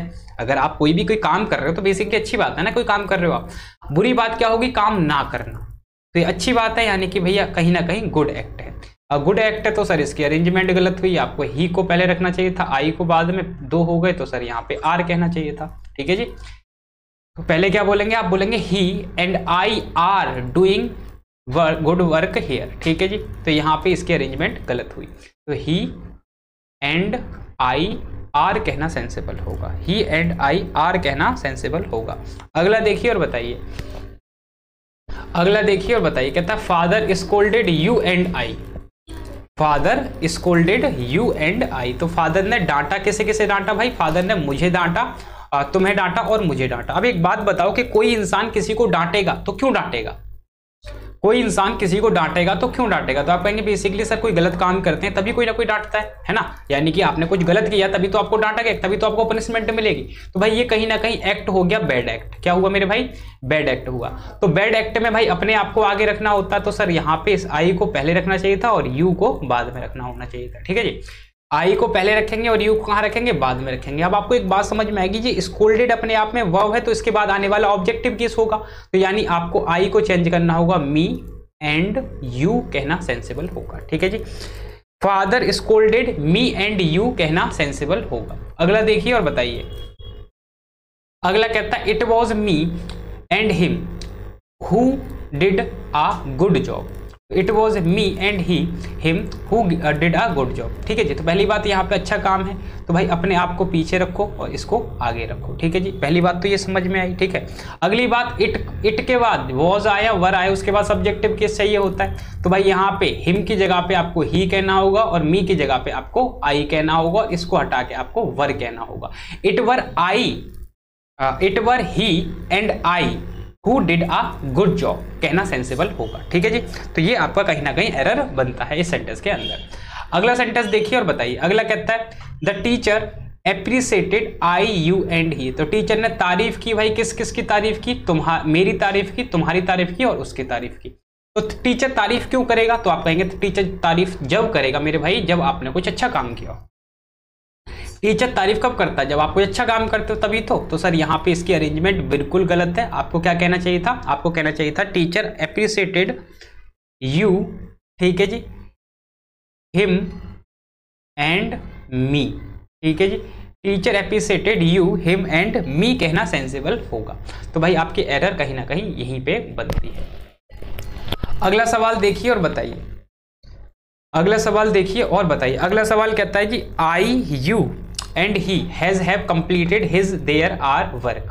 तो भाई यहाँ पे आपको समझ में आया कि भाई काम कंप्लीट करने की बात हो रही है। सबसे पहले इनकी अरेंजमेंट बिल्कुल गलत है। सबसे पहले आपको लिखना चाहिए था यू, उसके बाद आपको लिखना चाहिए था ही एंड आई। ठीक है जी, अब यहाँ पे आपको बेसिकली पजेसिव केसेस से सवाल उठाया गया है। ठीक है जी, ये जो पजेसिव केसेस से सवाल उठाया गया है, अब यहाँ पे 3 हो जाते हैं तो हैव कहना सही होगा, हैज गलत है। अब यहाँ पे आप हिज चुनेंगे, देयर चुनेंगे या फिर आर चुनेंगे। ठीक है जी, अब ये आपको समझना है कि आप क्या चुनने के काम करेंगे। अब एक छोटी सी बात समझना भाई, सेंटेंस के अंदर अगर कहीं पे भी आई दे रखा है, उसके बाद ही दे रखा है या फिर सी दे रखा है, तो इसका पजेसिव केस हमेशा क्या बनता है जी, आर बनता है। ठीक है जी, क्या बनता है, आर बनता है। अगर सेंटेंस के अंदर आई दे रखा है, यू दे रखा है और ही दे रखा है तो भी इसका केस आर बनेगा। ठीक है मेरे भाई, आगे अगर आप देखें तो सेंटेंस के अंदर कहीं पे भी, सेंटेंस के अंदर कहीं पे भी आपका क्या दे रखा है भाई, आपका दे रखा है, मैं यहाँ पे लिख लेता हूँ। सेंटेंस के अंदर आपका आई नहीं दे रखा है, यू दे रखा है और ही दे रखा है और सी दे रखा है, तो फिर आप योर चुनेंगे। ठीक है जी, अगर सेंटेंस के अंदर ना आई दे रखा, ना यू दे रखा, ही दे रखा है, सी दे रखा है, तो आप देयर चुनने का काम करेंगे। तो कुल मिलाकर छोटी सी बात समझ में आती है। ठीक है जी, तो यानी भाई आई के बाद ही सी वगैरह दे रखा है तो आर चुनना है। अगर आई नहीं दे रखा, यू दे रखा है और ही सी दे रखा है तो फिर योर चुनना है। अगर आई भी नहीं दे रखा और यू भी नहीं दे रखा तो फिर आप देयर चुनेंगे उसके हिसाब से। ठीक है जी, बात आई समझ में, ये थोड़ी सी बात आपको समझने लायक है। ठीक है, प्रियोरिटी देने वाली बात हो गई यहाँ पे, तो आप किसको प्रियोरिटी दोगे। तो भाई यहाँ पे समझने का काम करते हैं। यहाँ पे भाई आई दे रखा था तो इसी हिसाब से आपको आर चुनना होगा। ठीक है जी, आपको क्या चुनना होगा, आपने बोला सर आर चुनना कहना सेंसिबल होगा। अगला सेंटेंस देखिए और बताइए, कहता है you and Ram are doing his your और देयर वर्क। तो यू अपने आप में सेकंड पर्सन है और ये अपने आप में राम थर्ड पर्सन है, तो कोई दिक्कत नहीं है। आगे भाई यू के हिसाब से यहाँ पे फिर आपको योर चुनना होगा, क्योंकि आपने आई नहीं दे रखा तो फिर आपको यू को प्रायोरिटी देनी होगी। ठीक है जी, आगे देखिए, Ram Shyam and Mohan were reading his their her book. तो यहाँ पे आपने देखा तो राम अपने आप में थर्ड पर्सन है, श्याम भी अपने आप में थर्ड पर्सन है, सोहन भी अपने आप में थर्ड पर्सन है। तो भाई इसके हिसाब से हर गलत हुआ, हिज गलत हुआ, फिर आपको देयर ही चुनना होगा। आगे दिखा है भाई teacher punished you I and he for his their are your mistakes. तो भैया टीचर ने डांटा है तो कोई गलत काम किया होगा। तो सबसे पहले तो भैया यू ठीक है। यहाँ पे अगर आप देखेंगे यू के बाद आपका हिम और उसके बाद एंड मी। अब भाई यहाँ पे कहीं ना कहीं आई का जिक्र किया गया है तो आपको सर आर चुनना होगा। ठीक है जी, आपको क्या चुनना होगा, आपको फिर आर चुनना होगा, ओ यू आर कहना सेंसिबल होगा। ठीक है मेरे भाई, तो ये छोटी सी भाई अरेंजमेंट से सवाल उठते हैं। ठीक है जी, तो ये हो गए आपके बेसिकली अरेंजमेंट से उठे हुए सवाल। ठीक है जी, अब इससे आगे समझने का काम करेंगे, ये भी काफी इंपॉर्टेंट है, इससे भी काफी आपके क्वेश्चन कहीं ना कहीं बनने का काम करते हैं। चलिए भाई आगे का समझने का काम करते हैं भाई। अगला जो प्रोनाउन है बेसिकली हमारा जिसका नाम है भाई डिमॉन्स्ट्रेटिव। ठीक है जी, अगला जो प्रोनाउन है जिसका नाम है डिमॉन्स्ट्रेटिव। डिमॉन्स्ट्रेटिव जो वर्ड है, डिमॉन्स्ट्रेटिव का मतलब होता है एक तरीके से टू पॉइंट आउट या फिर इंडिकेट, यानी किसी की तरफ आप पॉइंट आउट करते हो या फिर आप इंडिकेट करते हो बेसिकली। ठीक है ना, मतलब इशारा करना ऐसा आप बोल सकते हो। तो जो डिस्ट्रीब्यूटिव प्रोनाउन होते हैं अपने वो कुल मिलाकर 4 होते हैं। ठीक है जी, कुल मिलाकर कितने होते हैं भाई, कुल मिलाकर 4 होते हैं। एक होता है आपका दिस, एक होता है दैट, एक होता है दीज और एक होता है आपका दोज। अगर मैं बात करूं इस दैट दिस की और दीज की, तो ये दोनों बेसिकली किसके लिए यूज किए जाते हैं, दोनों बेसिकली नियर के लिए यूज किए जाते हैं। ठीक है जी, अगर मैं बात करूं दैट की और दोज की तो ये बेसिकली फार के लिए यूज किए जाते हैं। ठीक है जी, ये किसके लिए यूज किए जाते हैं, फार यानी दूर के लिए। ठीक है जी, तो ये हो गई अपनी बात। आगे अगर आप देखें तो दिस और दैट ये अपने आप में सिंगुलर होते हैं। क्या होते हैं मेरे भाई, ये अपने आप में सिंगुलर होते हैं। और अगर मैं दीज और दोज की बात करूं तो ये अपने आप में प्लूरल होते हैं। ठीक है जी, अगर कोई चीज पास में है और सिंगुलर है तो उसके लिए हम क्या लगाएंगे मेरे भाई, उसके लिए हम दिस लगाएंगे। ठीक है जी, अगर कोई चीज पास में है और प्लूरल है तो हम क्या लगाएंगे, तो फिर हम दीज लगाएंगे। ठीक है जी, कोई चीज दूर है सिंगुलर है तो हम डेट लगाएंगे, कोई चीज दूर है और प्लूरल है तो हम उसे दोज लगाएंगे। बात आई समझ में भाई। सिंगुलर अगर एक होगा तो दिस, ठीक है जी, पास में होगा तो, अगर सिंगुलर दूर होगा एक ही होगा तो डेट लगाएंगे। ठीक है ना, वो दूर होगा और प्लूरल होगा तो दोज लगाएंगे, पास होगा और प्लूरल होगा तो दीज लगाएंगे। ठीक है मेरे भाई, ये बेसिकली इसके मीनिंग निकलता है। अब सवाल कैसे बनता है, यहाँ पे आपको एक सवाल लिखा होगा। ठीक है ना, यहाँ पे दे रखा है poverty and population are connected, we have to eradicate this to control that. ठीक है जी, तो यहाँ पे भाई दिस का यूज किया गया है और दैट का यूज किया गया है। अब आपको एक बात मैंने बताई थी कि भाई बेसिकली ये जो दिस है बेसिकली वो किसके लिए यूज होता है, पास के लिए। तो भैया पास में बेसिकली कौन हुआ, ये हुआ। तो दिस का यूज किया जा रहा है भाई इस पॉपुलेशन के लिए और दैट का यूज किया जा रहा है किसके लिए मेरे भाई, इस पॉवर्टी के लिए। अगर आप ध्यान से समझेंगे तो we have to eradicate this, eradicate का मतलब होता है एक तरीके से टू रूट आउट। ठीक है जी, इसका क्या मतलब होता है, रूट आउट। रूट आउट मतलब जड़ से खत्म करना। तो भैया हमें जड़ से खत्म क्या कर देना चाहिए, पॉपुलेशन। किस चीज को बचाने के लिए भैया, पॉवर्टी को बचाने के लिए। तो ये बात कोई कहीं ना कहीं सेंस नहीं बैठ रही। ठीक है जी, ये बात कहीं ना कहीं सेंस नहीं बैठ रही। तो आप कहेंगे सर यहाँ पे ये उल्टा कह रहा है, हमें बेसिकली जड़ से खत्म करनी होगी। किसको, हमें जड़ से खत्म बेसिकली पॉवर्टी को खत्म करना होगा, है ना। हमें बेसिकली गरीबी को खत्म करना होगा और पॉल्यूशन को रोकना होगा, पॉपुलेशन को रोकना होगा बेसिकली। ठीक है जी, तो भैया हम जो अगर पॉपुलेशन को ही जड़ से खत्म कर देंगे तो मेरे भाई फिर तो गरीबी का कोई सेंस ही नहीं बनता। तो ऐसा तो नहीं हो सकता, है ना, ऐसा तो नहीं हो सकता। तो मेरे भाई क्या है, पॉवर्टी जो है इसको जड़ से खत्म करना है और इसको कंट्रोल करना है। तो भाई देखें तो यहाँ पे इनकी अरेंजमेंट सही नहीं है, यानी इसकी जगह पे डेट लगाना चाहिए था, यानी जड़ से खत्म हमें पॉवर्टी को करना था, और इसकी जगह पे हमें दिस लगाना चाहिए था। ठीक है जी, we have to eradicate that to control this, इस तरीके से ये कहीं ना कहीं होना चाहिए था। या फिर आप क्या कर सकते हैं कि भैया इनके अंदर अरेंजमेंट कर सकते हैं, यानी पहले पॉपुलेशन आ जाता और बाद में पॉवर्टी आता, तो भाई इस तरीके से सेंटेंस ठीक हो सकता होगा। ठीक है जी, तो इस तरीके से एरर आता है इसका। आगे देखने का काम करते हैं, इधर लिखा है these are the new books but those are the old book, यानी कि दीज जो बुक है बेसिकली ये नियर होंगी, पास में होंगी, और दोज हैं ये बेसिकली फार होंगी यानी दूर होंगी। The streets of Delhi are wider than those. Those भाई मतलब क्या समझ में आता है, अब आप कहेंगे दोज मतलब एक तरीके से दोज ऑफ मुंबई लिख दो। ठीक है जी, दोज ऑफ मुंबई यानी किसी दूसरे देश से आपको कर रहे हो रिलेट। ठीक है जी, तो दोज भाई किस लिए लगाया गया, क्योंकि यहाँ पे स्ट्रीट दे रखा था। अब यहाँ पे एक स्ट्रीट की मैं बात करता तो फिर मैं डेट लगाता। ठीक है जी, फिर मैं क्या लगाता, फिर मैं डेट लगाता। तो ये छोटा सा यूज होता है, जनरली इससे सवाल नहीं बनते बट फिर भी आपको ये कहीं ना कहीं समझना पड़ता है। ठीक है जी, तो ये होते हैं आपके डिमॉन्स्ट्रेटिव प्रोनाउन। ठीक है, ये होते हैं बेसिकली आपके डिमॉन्स्ट्रेटिव प्रोनाउन। आगे बढ़ने का काम करते हैं भाई। अगला आप देखेंगे तो अगला है बेसिकली जिसे हम बोलते हैं रेसिप्रोकल प्रोनाउन। ठीक है जी, अगला जो प्रोनाउन है इसे हम क्या बोलते हैं बच्चे, इसे हम बोलते हैं रेसिप्रोकल प्रोनाउन। तो रेसिप्रोकल जो प्रोनाउन होते हैं बेसिकली वो कौन कौन से होते हैं भाई, एक होता है आपका जिसे आपने बोला ईच अदर, और एक आपने बोला जिसे आपने बोला वन अनदर। ठीक है जी, दो होते हैं बेसिकली, एक होता है ईच अदर और एक होता है आपका वन अनदर। अगर मैं ईच अदर की बात करूं तो ईच अदर बात करता है भाई दो की, कितने की बात करेगा मेरे भाई, ये बेसिकली बात करेगा दो की। अगर मैं वन अनदर की बात करूं तो वन अनदर किसकी बात करता है जी, more than two, more than two, यानी दो से ज्यादा हो, तीन हो, चार हो, पांच हो, 10 हो, लेकिन दो से ज्यादा होना चाहिए। अगर मैं ईच अदर की बात करूं तो ईच अदर बात करता है बेसिकली दो के लिए। अब यहाँ पे आपके सामने कुछ एक सेंटेंस लिखे हैं, इन सेंटेंसेस को आपको पढ़ना है और इनको फिर आपको आंसर भी करना है। यहाँ पे लिखा है भाई Ram and Shyam were talking to dash in the party. तो राम और श्याम जो है वो बेसिकली एक दूसरे से बातें कर रहे थे, कहाँ पे, पार्टी में। ठीक है ना, राम और श्याम एक दूसरे से बातें कर रहे थे, कहाँ पे, पार्टी में। तो एक भाई राम हुआ और एक क्या हुआ जी, श्याम हुआ। तो बेसिकली दो की बात हो रही है, तो सर यहाँ पे आपको क्या लगाना चाहिए था, आपने बोला ईच अदर कहना सेंसिबल होगा। ठीक है जी, क्या कहना सेंसिबल होगा मेरे भाई, ईच अदर कहना सेंसिबल होगा। अगला लिखा है भाई all the boys all the students are discussing the matter with dash. ठीक है जी, बहुत सारे स्टूडेंट थे जो मैटर को मैटर को डिस्कस कर रहे थे एक दूसरे में। ठीक है जी, तो यहाँ पे बहुत सारे स्टूडेंट की बात हो रही है, यानी कि ये कहीं ना कहीं एक से ज्यादा की बात की जा रही है।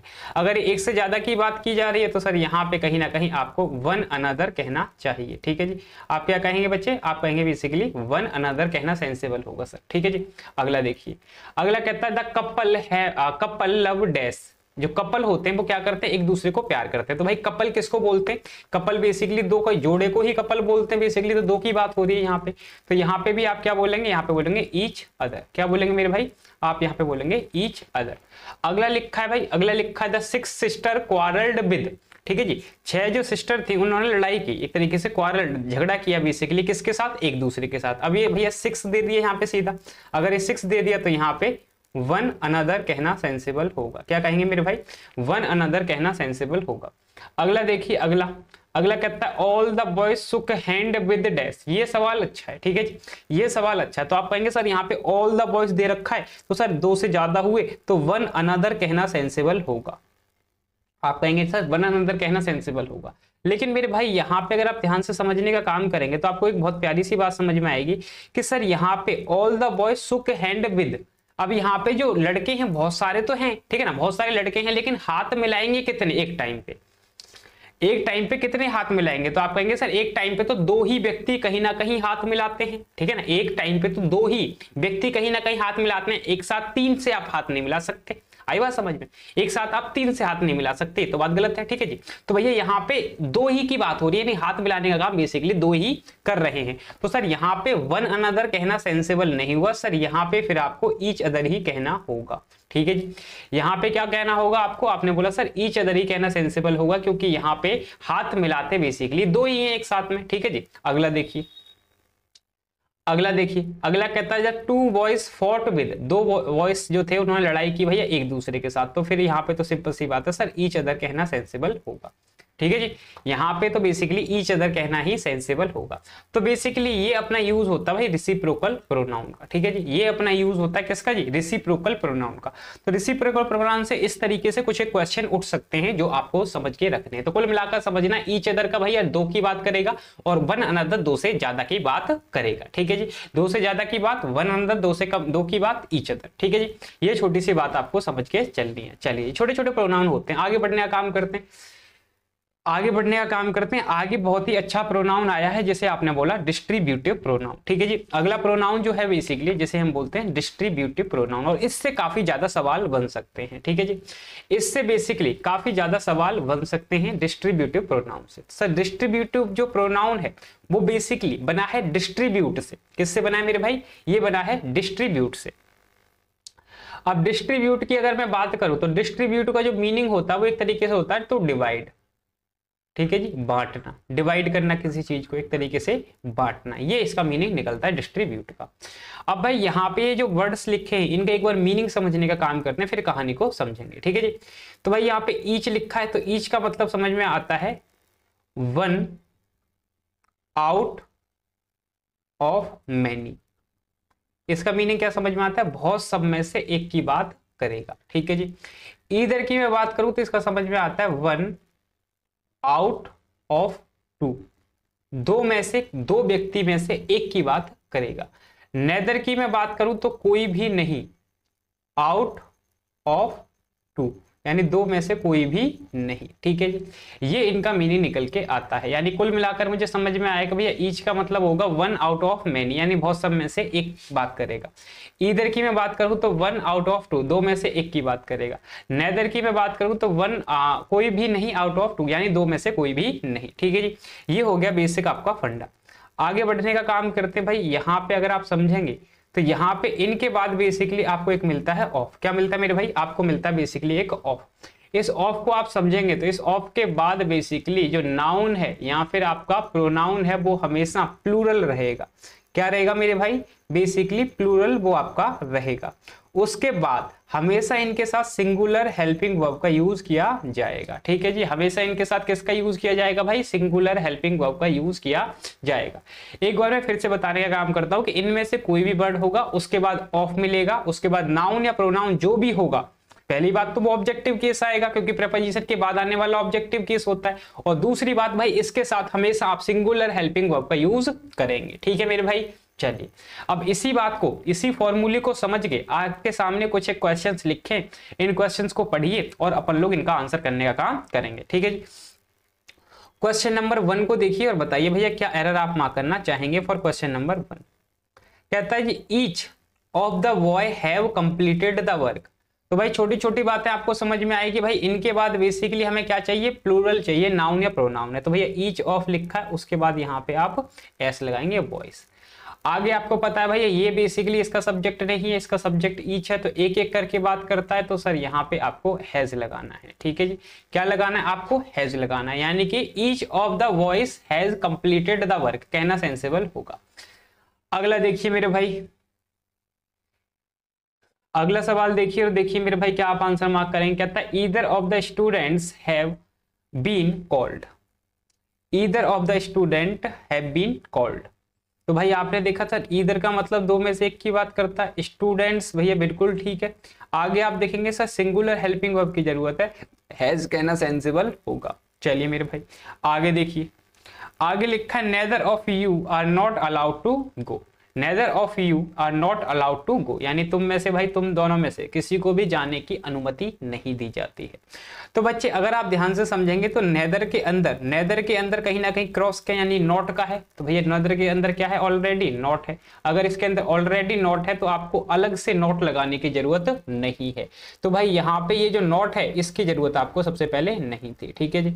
आगे अगर देखेंगे तो नेदर दो में से एक की बात करता है, तो भैया यहाँ पे नेदर ऑफ यू आर नहीं, यू इज, ठीक है जी।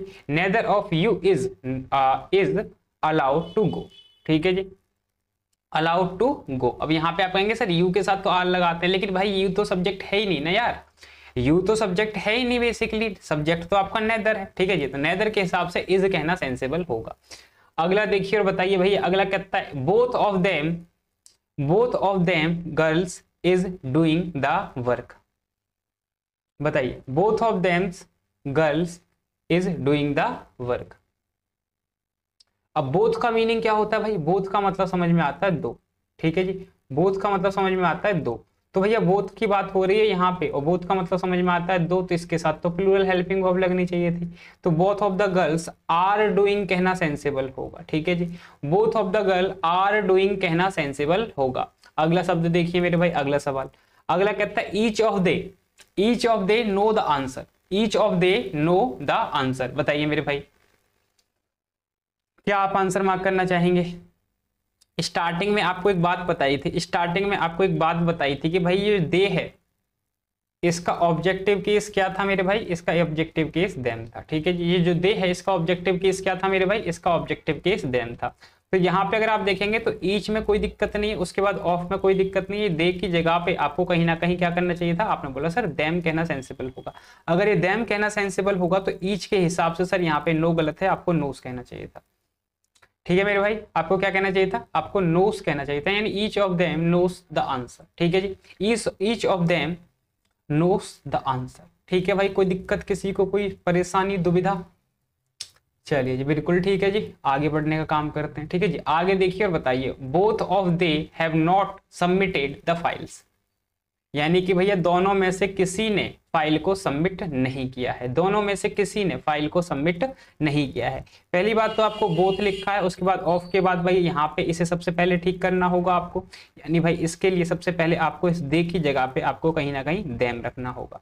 आगे भाई हैव को हटा के आपको हैज रखना होगा। ठीक है जी, हैव को हटा के आपको हैज रखना होगा। लेकिन एक बात में समझने का काम करूं तो भैया बोथ के साथ क्या दे रखा है, नॉट दे रखा है, तो बोथ के साथ आपको कभी भी क्या दे रखा हो, नॉट दे रखा हो। बोथ के साथ क्या दे रखा हो मेरे भाई, बोथ के साथ अगर नॉट दे रखा हो तो इससे अच्छा तो आप नेदर का यूज कर। ठीक है जी, इससे अच्छा तो आप किसका यूज करें, आपने बोला सर इससे अच्छा तो हम नेदर का यूज कर सकते हैं, तो सर इसे हटाओ, यहाँ पे सीधा नेदर लिखो और हैज। ठीक है जी, इस नॉट की जरूरत अपन को नहीं है। ठीक है जी, इस नॉट की जरूरत अपन को नहीं है, तो भाई ये इसका करेक्ट आंसर होगा। ठीक है जी, ये इसका करेक्ट आंसर होगा। अगला देखिए और बताइए, अगला कहता है जी neither of the 10 boys is working hard. Neither of the 10 boys is working hard, यानी कि 10 लड़कों में से भैया कोई भी लड़का काम नहीं कर रहा है। अब यहाँ पे आप देखेंगे भैया नेदर दे रखा है, लेकिन नेदर तो बात करता था भाई दो की। ठीक है जी, नेदर तो बात करता था भाई दो की, तो सर दो से ज्यादा की बात कर रहा है। अब क्या करें, तो भैया जब भी दो से ज्यादा की बात हो तो भैया नेदर की जगह पे आप किसका यूज कर सकते हैं जी, नन का। नन का मतलब होता है भाई कोई भी नहीं, आउट ऑफ मैनी। ठीक है जी, कोई भी नहीं, आउट ऑफ मैनी, ये इसका मीनिंग निकल के आता है। यानी कि भैया अगर मैं 10 की बात करूं, 6 की बात करूं, तो इसके साथ आप बेसिकली नेदर का यूज ना करके आप नन का यूज करेंगे। ठीक है जी, किसका यूज करेंगे, आप नन का यूज करेंगे। और नन का यूज जब भी किया जाए मेरे भाई, तो नन के साथ आप हमेशा याद रखें, नन के साथ आप हमेशा सिंगुलर हेल्पिंग वर्ब का यूज भी कर सकते हैं और आप इसके साथ प्लूरल हेल्पिंग वर्ब का भी यूज कर सकते हैं, कोई दिक्कत वाली बात नहीं है। ठीक है जी, नन के साथ आप सिंगुलर हेल्पिंग वर्ब भी लगा सकते हैं और प्लूरल हेल्पिंग वर्ब भी लगा सकते हैं। तो भाई यहाँ पे आप देखेंगे तो सर नेदर हटा के आपको बेसिकली नन का यूज करना होगा। इज दे रखा है, कोई दिक्कत नहीं है, लगाना है लगा दो या फिर छोड़ दो। ठीक है जी, कोई दिक्कत वाली बात नहीं है। आगे देखें भाई अगला सवाल, अगला दे रखा है each of the book has his value. तो पहले भैया आप देखेंगे ईच ऑफ द बुक्स बोलेंगे सर, बिल्कुल ठीक। अब यहाँ पे आपको पता है हिज की जगह पे बुक को रिलेट करना है, तो भैया यहाँ पे इट्स वैल्यू कहना सेंसिबल होगा, क्योंकि हमने पिछले क्लास मतलब जो पिछला लेसन था इसके अंदर हमने ये समझ के आए थे कि इट का यूज कहाँ किया जाता है, याद है वो जब हमने इट समझाया था आपको थोड़ी देर पहले। ठीक है जी, आगे देखिए, आगे कहता है भाई each of the shirt were nice. तो sir each of the shirts were की जगह पे आप लिखेंगे वॉज। ठीक है जी, वर की जगह पे आप क्या लिखेंगे भाई, आप वर की जगह पे वॉज का यूज करेंगे। ठीक है जी, तो ये बेसिकली छोटा सा यूज था डिस्ट्रीब्यूटिव प्रोनाउन का। ठीक है जी, तो डिस्ट्रीब्यूटिव जो प्रोनाउन है ना बेसिकली इससे काफी सवाल बनते हैं। ठीक है जी, तो काफी ज्यादा इंपॉर्टेंट हो जाता है डिस्ट्रीब्यूटिव प्रोनाउन। ठीक है जी, तो इसको थोड़ा सा आप एक बार रिवाइज जरूर कर लें। ठीक है जी, चलिए आगे बढ़ने का काम करेंगे भाई, अगले प्रोनाउन को भी हमें डील करना है। ठीक है जी, आगे बढ़ने का काम करेंगे, आगे के प्रोनाउंस को फिर हम डील करेंगे। चलिए जी आगे बढ़ते हैं भाई। आगे भाई लिखा है करेक्ट यूज ऑफ वन। ठीक है जी, ये अपने आप में इंडेफिनिट प्रोनाउन होता है बेसिकली, बट हमें इसका यूज समझ के चलना है। ठीक है जी, तो भैया ये जो वन है, अगर आप इस वन को समझें तो वन जो है वो बेसिकली भाई वन जो है बेसिकली एक इंडेफिनेट प्रोनाउन है। ठीक है जी, अब ये दो तरीके से काम करता है, ये जो वन है बेसिकली दो तरीके से काम करता है। इसके सवाल कैसे बनते हैं ये चीज समझने लायक है। ठीक है जी, तो भाई वन जो है बेसिकली एक तो आपका जनरल सेंस कन्वे करता है। ठीक है जी, जनरल सेंस कन्वे करता है, और एक ये कभी कभी स्पेसिफिक सेंस भी कन्वे करता है। ठीक है जी, एक तो स्पेसिफिक सेंस कन्वे करता है और एक जनरल सेंस कन्वे करता है। जनरल सेंस का मतलब क्या समझ में आता है, जनरल सेंस का मतलब आता है जो सब पे लागू होता है। ठीक है जी, जनरल सेंस का मतलब समझ में आता है जो सब पे लागू होता है। ठीक है जी, उसे हम बोलते हैं जनरल सेंस। तो भाई जनरल सेंस अगर हो रही है, जो बात सब पे लागू हो रही है, तो इसके आगे अगर आपको पोजीशन बताना है तो पोजीशन बताने के लिए आप वंस का यूज करते हैं। किसका यूज करते हैं मेरे भाई, वंस का आप यूज करते हैं। ठीक है जी, अगर स्पेसिफिक सेंस यानी भैया सिर्फ एक ही इंसान पे लागू हो रहा है तो फिर उसके लिए आप हिज का यूज कर सकते हैं, आप हर का यूज कर सकते हैं और इट्स का यूज कर सकते हैं। ठीक है जी, वहां पे वंस का यूज नहीं किया जाएगा। एक बार चीजों को समझने का काम करेंगे और यहाँ पे समझेंगे, ठीक है जी। यहाँ पे एक बार लिखा है जी, one is known by goodness he does. हर एक इंसान जाना जाता है, हर एक इंसान जो है वो बेसिकली जाना जाता है किस बात से, जो अच्छाई वो करता है। हर एक इंसान जाना जाता है जो अच्छाई वो करता है। तो ये बात सब पे लागू हो रही है या नहीं हो रही, ये बात सब पे लागू हो रही है या नहीं हो रही। तो आप कहेंगे ये बात तो सर सब पे लागू होती है। अगर ये सब पे लागू होते तो भाई ही को हटा के आपको वन कहना चाहिए था, ठीक है जी। ही को हटा के आपको क्या कहना चाहिए था, वन कहना चाहिए था, क्योंकि ये जो बात है बेसिकली जनरल सेंस है। अगर ये जनरल सेंस है तो सर यहाँ पे वन कहना ज्यादा सेंसेबल होगा। अगला देखिए, अगला कहता है one should keep his promise, यानी हर एक इंसान को अपने वादे को निभाना चाहिए। हर एक इंसान को अपने वादे को निभाना चाहिए। तो बेसिकली ये जो बात है कहीं ना कहीं जनरल सेंस कन्वे कर रही है, यानी कि भाई ये जो है कहीं ना कहीं जनरल सेंस कन्वे कर रही है, यानी कि ये सब पे लागू हो रही है, ठीक है जी। अगर ये सब पे लागू हो रही है तो सर यहाँ पे फिर से गलत हुआ, आपको यहाँ पे वंस कहना चाहिए था, ठीक है जी। आपको यहाँ पे क्या कहना चाहिए था, वंस कहना चाहिए था। अगला देखिए, one of the book is are famous for once theme.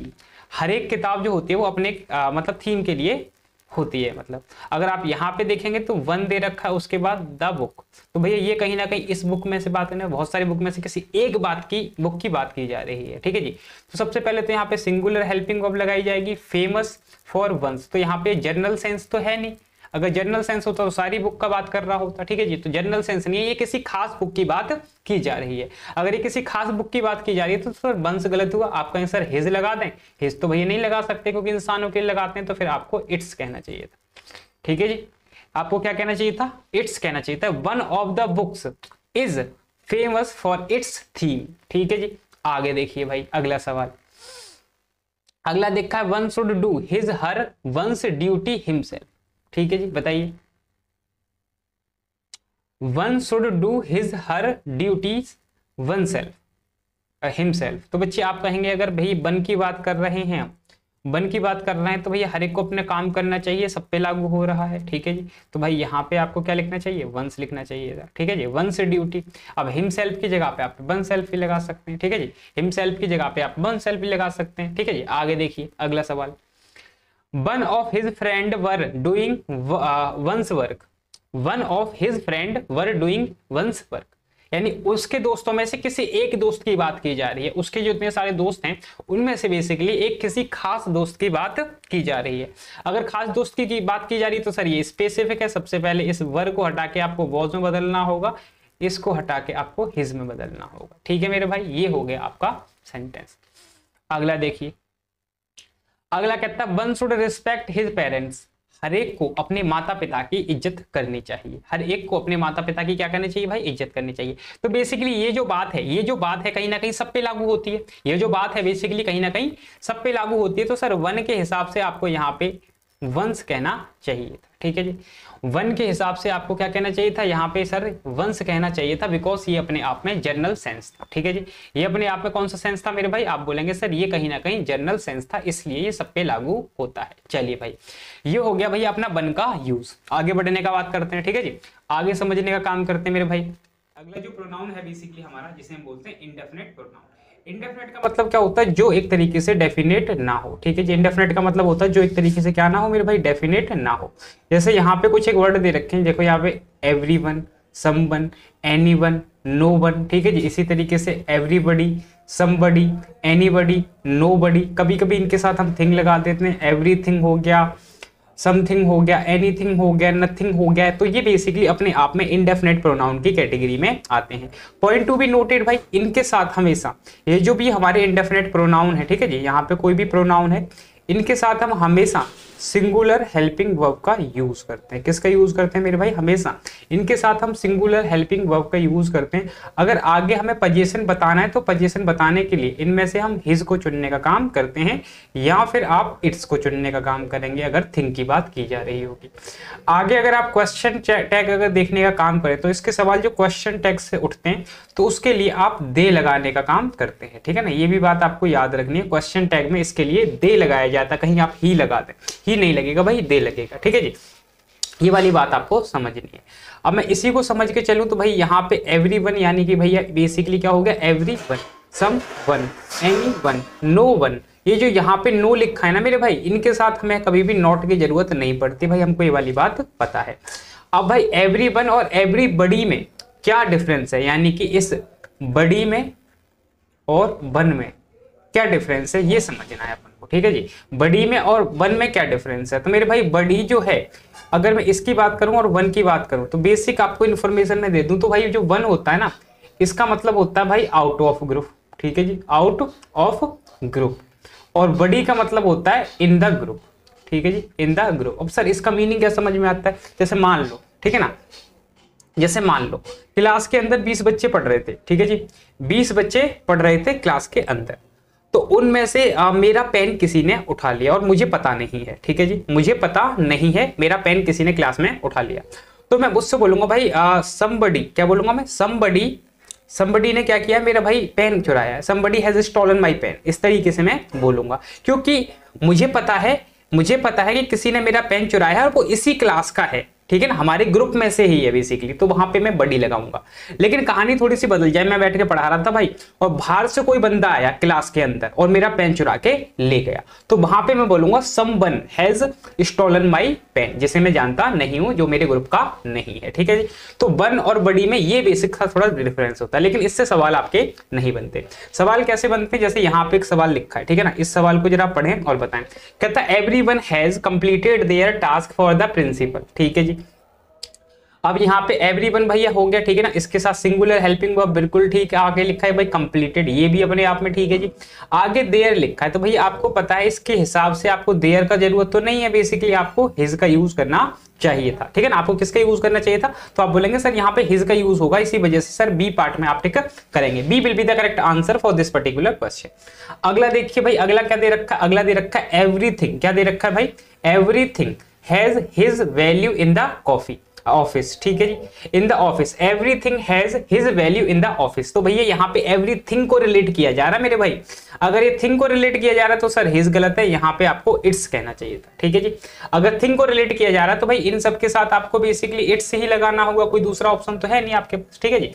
तो यहाँ पे आप इट्स लगाने का काम करेंगे, ठीक है जी। ये छोटा सा भाई इनका यूज होता है, ज्यादा कुछ इसमें समझने लायक है नहीं, ठीक है जी, यही इनका जनरली यूज होता है और इंडेफिनेट प्रोनाउन की कैटेगरी में कहीं ना कहीं आते हैं।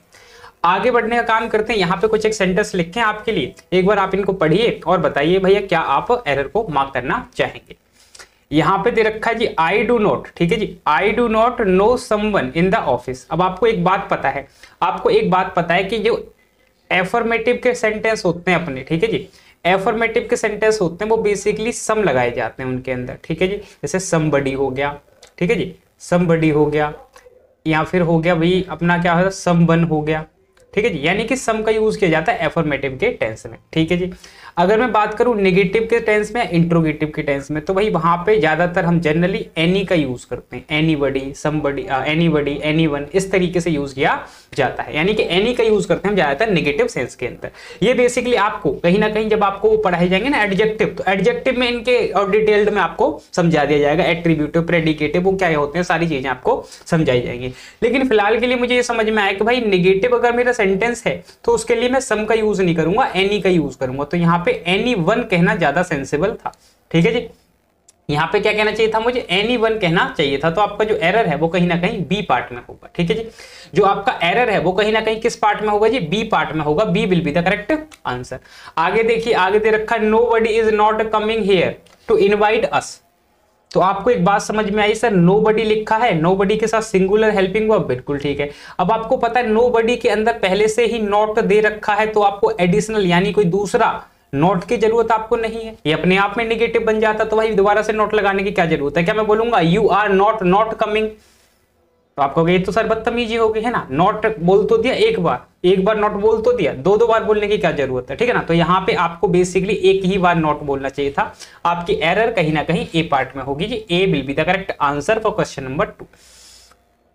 अगला देखिए मेरे भाई, अगला कहता है did you buy something from there for me, क्या तुमने वहां से कुछ मेरे लिए खरीदा, क्या तुमने वहां से कुछ मेरे लिए खरीदा। तो आप कहेंगे सर सिंपल सी बात है, इंट्रोगेटिव का सेंटेंस सर यहाँ पे सम की जगह पे एनी का यूज करो, ठीक है जी, सम की जगह पे किसका यूज करो जी, एनी का यूज करो, बी पार्ट में एरर को मार्क करो। अगला सेंटेंस कहता है भाई someone has someone has lost his purse in the market. अब समवन यहाँ पे दे रखा है जी, समवन के हिसाब से सिंगुलर हेल्पिंग वर्ब, बिल्कुल ठीक है जी। लॉस्ट अपने आप में थर्ड फॉर्म, बिल्कुल ठीक है।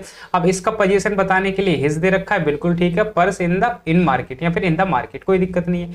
यानी कि भैया ये डी पार्ट में आप टिक करेंगे, ठीक है जी। इस सेंटेंस के अंदर आपको कोई भी एरर नहीं मिलेगा, ठीक है जी। तो ये सेंटेंस अपने आप में ठीक है, ठीक है जी। नो एरर कहना ज्यादा सेंसिबल होगा इस सेंटेंस के लिए। चलिए भाई अगला सवाल की तरफ बढ़ने का काम करते हैं। आगे जो बेसिकली आपको आगे समझना है, आगे बेसिकली आपको ऑल का यूज समझाया गया है, ठीक है जी। ऑल किस तरीके से सेंटेंस के अंदर काम करता है ये चीजें आपको समझनी है, ठीक है जी। ये जो ऑल होता है अपने आप में होता एक वर्ड है, लेकिन ये अपने आप में मीनिंग बहुत कन्वे करता है, ये काफी कंफ्यूज कर सकता है आपको, ठीक है जी। तो ऑल किस तरीके से भाई ऑल का यूज किया जाता है इन अ सेंटेंस, वो चीजें हमें समझनी है, ठीक है जी। तो समझने का काम करते हैं भाई इस ऑल को। ये जो ऑल है मेरे भाई, सबसे पहले आपको समझना है ये जो ऑल है इसके साथ आप सिंगुलर हेल्पिंग वर्ब का यूज कर सकते हो, कोई दिक्कत नहीं है। अगली बात समझ में आता है भाई, इसके साथ आप प्लूरल हेल्पिंग वर्ब का भी यूज कर सकते हो, कोई दिक्कत नहीं है। अब कहानी यहीं पे उलझ जाती है कि सर कब मैं सिंगुलर का हेल्पिंग वर्ब यूज करूंगा और कब मैं प्लूरल का यूज करूंगा। ये समझने लायक है, ठीक है जी, ये समझने लायक है, ठीक है जी। अब मैं यहाँ पे इसी बात को आपको मैं दो सेंटेंस के माध्यम से समझाने का काम करूंगा, ठीक है जी। पहला सेंटेंस अभी आप छोड़ दो, आप ना पहले नीचे के जो दो सेंटेंस हैं इनको आप पढ़ने का काम करो, ऑल इज वेल और ऑल आर वेल। अब इन दोनों सेंटेंस को सबसे पहले आप पढ़ने का काम करें। तो पहला सेंटेंस दे रखा है ऑल इज वेल। अगर कोई व्यक्ति आया आपसे पूछता है कि भैया तुम कैसे हो, ठीक है जी, तुम कैसे हो, तो तुम क्या बोलते हो भैया ऑल इज वेल। यानी कि भैया वो बेसिकली पूछने का काम कर रहा है आपके हेल्थ के बारे में, ठीक है जी, आपकी हेल्थ कैसी है, ये बेसिकली वो पूछने का काम कर रहा है। और हेल्थ जो है अपने आप में अनकाउंटेबल नाउन है, तो आप कहेंगे सर हाँ बिल्कुल अनकाउंटेबल नाउन है, तो इसके साथ सर इज लगाने में कोई दिक्कत नहीं है, ठीक है जी। इज लगाने में कोई दिक्कत नहीं है, बिल्कुल ठीक है, आप बोलेंगे ऑल इज वेल। अब इसी ने भाई आपसे पूछा और फिर से पूछा भाई आपकी फैमिली में कैसे, आपके जो फैमिली में मेंबर हैं वो कैसे हैं, हाउ इज योर फैमिली, है ना, how are your family member. तो बेसिकली आप क्या बोलोगे कि हाँ वो सब ठीक हैं, मेरे फैमिली में जो हैं बाकी बंदे सारे ठीक हैं। तो भाई फैमिली के अंदर पूछ रहा है, तो फैमिली के अंदर क्या होते हैं जी, मेंबर होते हैं, और मेंबर्स अपने आप में प्लूरल होते हैं। तो आपने क्या बोला सर ऑल आर वेल, क्या बोला जी आपने बोला ऑल आर वेल। तो भैया यहाँ पे इस ऑल का मीनिंग क्या समझ में आ रहा है, फैमिली मेंबर। आपको ये समझना है कि ऑल का यूज कैसे किया गया है, ठीक है जी, उस सेंटेंस के अंदर किस तरीके से उसका यूज किया जा रहा है। तभी तो बोलते हैं कि फंक्शनल जो इंग्लिश है वो काफी ज्यादा इंपॉर्टेंट होती है कि भैया फंक्शन क्या कर रहा है, वो काफी ज्यादा मैटर करता है आपके लिए। तो ये दोनों सेंटेंस कायदे से ठीक है, बट डिपेंड करता है इनकी मतलब किस से पूछा जा रहा है। आगे भाई आप फर्स्ट नंबर का सेंटेंस पढ़ने का काम करो। एक दे रखा all is are interested to do this work can start now, ठीक है, all who is are interested to do this work can start now. तो ऑल यूज किया गया किसके लिए भाई, इस ऑल को ही रिलेट करने के लिए हु लगाया है। जो भी इस जॉब में इंटरेस्टेड है, जो भी इस जॉब में इंटरेस्टेड है वो भैया स्टार्ट कर सकते हैं अब से, ठीक है जी। तो भैया यहाँ पे बेसिकली आपको पता है जॉब में इंटरेस्टेड कौन होगा, लोग होंगे, ठीक है जी। यहाँ पे ऑल बेसिकली बताने का काम कर रहा है पीपल, यानी लोगों को बताने का काम कर रहा है। तो सर यहाँ पे प्लूरल की बात करी जा रही है, तो आर कहना सेंसिबल है, इज गलत है, ठीक है जी। आर कहना सेंसिबल है और इज गलत है। आगे देखिए अगला सेंटेंस कहता है all the money that I gave you has have spent. अब यहां पे अगर आप देखेंगे तो हैज हैव जो है बेसिकली किसके लिए लगाई गई है, इस ऑल के लिए ही लगाई गई है। तो ऑल द मनी, अब आपको पता है कि सर मनी जो है अपने आप में अनकाउंटेबल नाउन होता है। मनी जो है अपने आप में कौन सा नाउन होता है, आपने बोला सर अनकाउंटेबल नाउन होता है। अगर ये अनकाउंटेबल नाउन होता है तो इसके साथ आपको सिंगुलर हेल्पिंग वर्ब की जरूरत होती है, ठीक है जी। अगर ये अनकाउंटेबल नाउन है, तो इसके साथ सिंगुलर हेल्पिंग वर्ब की जरूरत होगी। तो सर यहाँ पे आपने क्या बोला, हैज स्पेंट कहना सही हुआ सर, हैव स्पेंट कहना कायदे से गलत है, ठीक है जी। अगला देखिए all was were thanked for gift. All was were thanked for gift, यानी सबको धन्यवाद किया गया गिफ्ट के लिए। अब यहां पे जरा मुझे बताओ ये किसकी बात कर रहा है, तो भैया ऑल को थैंक किया गया है, यानी कि भैया यानी कि जिन लोगों ने आपको गिफ्ट दिए थे, बात आई समझ में, जिन लोगों ने आपको गिफ्ट दिए थे उनको भैया थैंक्स किया जा रहा है, उनको थैंक्स किया जा रहा है जिन्होंने आपको गिफ्ट दिए थे। तो कुल मिलाकर बात क्या समझ में आई, यहाँ पे कहीं ना कहीं बात की जा रही है गेस्ट की, ठीक है जी। किसकी बात की जा रही है भाई, गेस्ट की। तो भैया गेस्ट प्लूरल हुए अपने आप में, तो सर यहाँ पे वर कहना सेंसिबल है, यहाँ पे वॉज गलत है। क्या मेरी बात समझ में आ रही है सभी को, क्या मेरी बात समझ में आ रही है सभी को? अगर समझ में आ रही है तो भाई आगे बढ़ने का काम करते हैं, ठीक है जी, आगे बढ़ने का काम करते हैं। अगला देखिए, all is are requested to sit here. अगला दे रखा है all is are requested to sit here. तो भैया आपको सबसे विनती की जाती है कि वो भाई आके बैठ जाएं। तो बच्चे यहाँ पे अगर आप ध्यान से समझने का काम करेंगे तो यहाँ पे बेसिकली मतलब गेस्ट बोल सकते हैं या फिर ऑडियंस बोल सकते हैं। तो यहाँ पे कहीं ना कहीं रेफर प्लूरल को कर रहा है, तो सर आर कहना सेंसिबल होगा, इस कायदे से गलत है। आगे के भैया दो सेंटेंस और देख लेते हैं। अगला कहता है भाई all the boys has have been scolded, ठीक है जी, all the boys has have been scolded, सारे बॉय जो थे बेसिकली उनको डांटा गया। तो भाई ये रेफर कर रहा है सारे बॉयज को, तो भैया हैव कहना सेंसिबल है, गलत है।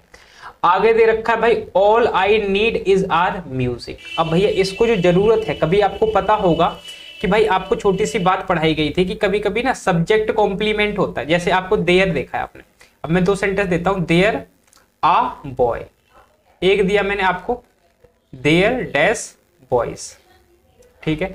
अगर आपको दिखाई नहीं दे रहा तो फिर भी भाई थोड़ा समझने का काम करेंगे। पहले में आ बॉय दे रखा है, दूसरे में बॉयज दे रखा है। तो बच्चे यहाँ पे आपको मैं ऑप्शन देता हूं कि भैया आप क्या फिल करेंगे, वॉज, वर या फिर इज या फिर आर। अब सिंपल सी बात है, अब यहाँ पे आ बॉय दे रखा है तो भैया आ बॉय के हिसाब से हमने यहाँ पे इज लगा दिया या फिर हमने वॉज लिख दिया। यहाँ पे भाई बहुत सारे बॉयज हैं तो आपने कहा सर यहाँ पे वर आएगा। तो कुल मिलाकर मुझे ये समझ में आ रहा है कि जो कॉम्प्लीमेंट है कभी कभी उसके हिसाब से भी अपन लोग हेल्पिंग वर्ब लगाने का काम करते हैं, ठीक है जी। तो जो कॉम्प्लीमेंट है उसके हिसाब से भी अपन लोग कभी कभी क्या लगाते हैं मेरे भाई, हेल्पिंग वर्ब लगाने का काम करते हैं। यानी कि भाई यहाँ पे दे रखा है all I need is our music, तो इस म्यूजिक को मैं समझू तो म्यूजिक अपने आप में अनकाउंटेबल नाउन है, ठीक है जी।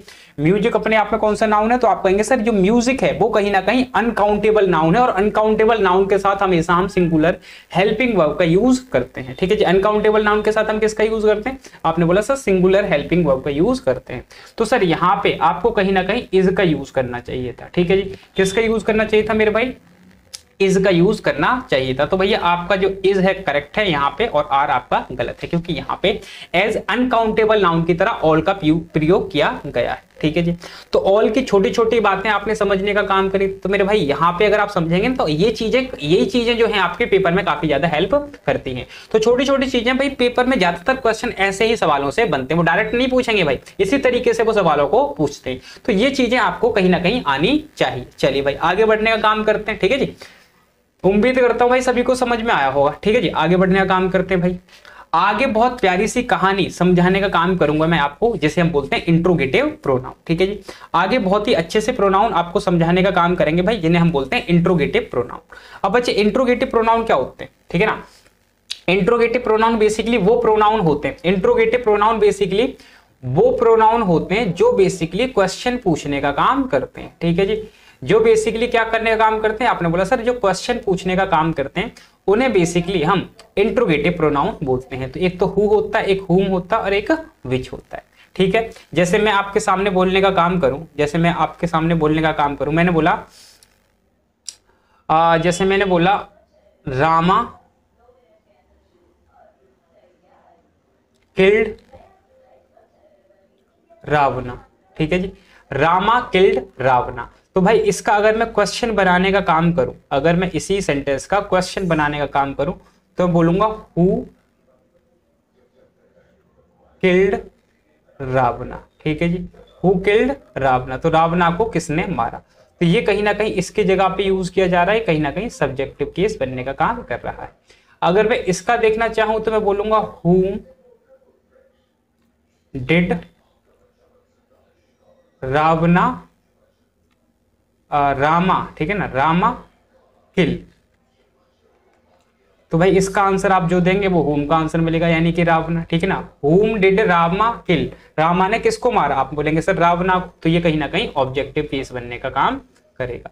अगर मैं विच की बात करूं तो ये सब्जेक्ट ऑब्जेक्ट दोनों बन सकता है, लेकिन ये कहीं ना कहीं बात करेगा भैया नॉन लिविंग यानी एनिमल वगैरह की या फिर नॉन लिविंग की। ठीक है जी, छोटी छोटी बातों को मैं समझने का काम करता हूं, मैं आपसे बोलने का काम करूं। छोटा सा सेंटेंस मैंने बोला भाई who is our national word. ठीक है जी, who is our national word, तो आप कहेंगे सर पीकॉक। ठीक है जी, अगर आप पीकॉक कहेंगे तो बिल्कुल आपका करेक्ट आंसर है। इसका मतलब आपकी हिस्ट्री में आपकी अच्छी खासी नॉलेज है। ठीक है जी, इसका मतलब आपकी हिस्ट्री में अच्छी खासी नॉलेज है। लेकिन भाई मैं तो हिस्ट्री नहीं पढ़ा रहा, मैं तो आपको इंग्लिश पढ़ा रहा हूँ। तो आप देखेंगे सर हु बेसिकली यहाँ पे लिखा गया और हु बात करता है नेम ऑफ अ पर्सन की। किसकी बात करता है भाई? Name of a person. तो भैया यहाँ पे बेसिकली एनिमल तो भैया नेम ऑफ अ पर्सन नहीं है, तो यहाँ पे हमें क्या कहना चाहिए था? हमको बेसिकली कहना चाहिए था which is our national word. ठीक है जी, हमको क्या कहना चाहिए था मेरे भाई? हमें कहना चाहिए था which is our national word. तो भैया विच का यूज बेसिकली यहाँ पे किया जाना चाहिए था, ना कि हु का यूज। ठीक है जी, मैं बोलता हूँ भैया यहाँ पे which is your favourite shirt, आपकी फेवरेट शर्ट कौन सी है? Which is your favourite colour, आपका फेवरेट कलर कौन सा है? तो भाई यहाँ पे इस तरीके से विच का यूज किया जाता है। यानी कि अगर हम एनिमल की बात करें या फिर ऑब्जेक्ट्स की बात करें तो बेसिकली वहां पे हम हु का और हुम का यूज नहीं करते। बेसिकली वहां पे हम किसका यूज करते हैं बच्चे? वहां पे हम बेसिकली विच का यूज करते हैं। ठीक है जी, वहां पे हम किसका यूज करते हैं जी? विच का यूज करते हैं। चलिए मेरे भाई अगला प्रोनाउन समझने का काम करते हैं। अगला जो प्रोनाउन है बेसिकली जिसे हम बोलते हैं रिफ्लेक्सिव प्रोनाउन। ठीक है जी, अगला जो प्रोनाउन है बेसिकली जिसे हम क्या बोलते हैं मेरे भाई? जिसे हम बोलते हैं रिफ्लेक्सिव प्रोनाउन। अगर मैं रिफ्लेक्सिव प्रोनाउन का यूज समझूं तो भाई रिफ्लेक्सिव प्रोनाउन कौन कौन से होते हैं? जैसे कि आई का होता है भाई माई सेल्फ। ठीक है जी, आई का ही क्या होता है जी?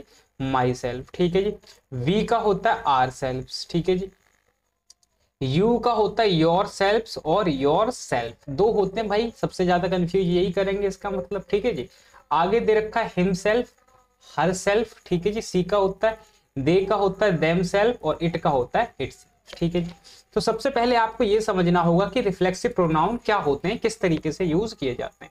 अब भाई मान लो यहाँ पे कोई भी एक बच्चा है। ठीक है जी, ये बेसिकली यहाँ पे देखने का काम कर रहा है, यानी कि इसने देखा शीशा। ठीक है जी, तो भाई शीशे में से क्या दिखाई दिया? इसने शीशा देखा और शीशे में से क्या दिखाई दिया? तो शीशे में भाई इसको अपना परछाई दिखाई दिया। ठीक है जी, शीशे में इसने क्या देखा? इस शीशे में इसके अंदर इसको अपनी परछाई दिखाई दी। तो ये अपने आप में क्या है? बॉय है भाई। और इसने देखा भैया शीशे में इसको क्या दिखाई दिया? खुद का मिरर दिखाई दिया, मतलब खुद ही दिखाई दिया। अब यहाँ पे एक्शन को प्ले कर रहा है तो भैया ये डूअर हुआ। क्या हुआ मेरे भाई? आपने बोला सर ये डूअर है। ठीक है जी, और इसने भाई एक्शन को रिसीव किया है तो ये क्या हो गया भाई? ये अपने आप में रिसीवर हुआ। क्या है बच्चे? रिसीवर हुआ। अब भाई यहाँ पे आप ध्यान से समझने का काम करेंगे तो जो एक्शन को प्ले कर रहा है, जो एक्शन को प्ले कर रहा है वही इसका रिसीवर, यानी कि दोनों क्या है मेरे भाई? सेम है।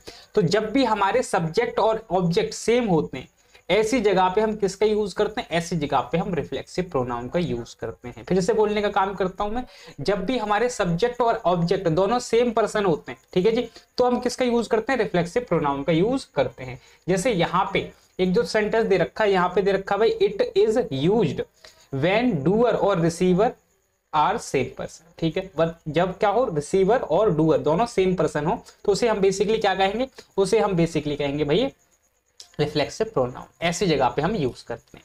ठीक है जी, यहाँ पे कुछ एक सेंटेंस दे रखे हैं, इन सेंटेंसेस को सबसे पहले हम लोग पढ़ने का काम करते हैं। ठीक है जी, यहाँ पे दे रखा है सी ही हर्ट हर।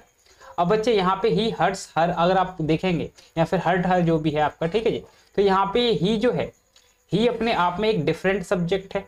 ठीक है जी, और हर अपने आप में एक डिफरेंट सब्जेक्ट है, तो इस सेंटेंस में कोई दिक्कत नहीं है। ठीक है जी, इस सेंटेंस में कोई दिक्कत नहीं है क्योंकि सब्जेक्ट अलग है और ऑब्जेक्ट आपका अलग है, तो दोनों अलग अलग हैं, तो कोई दिक्कत वाली बात नहीं होनी चाहिए।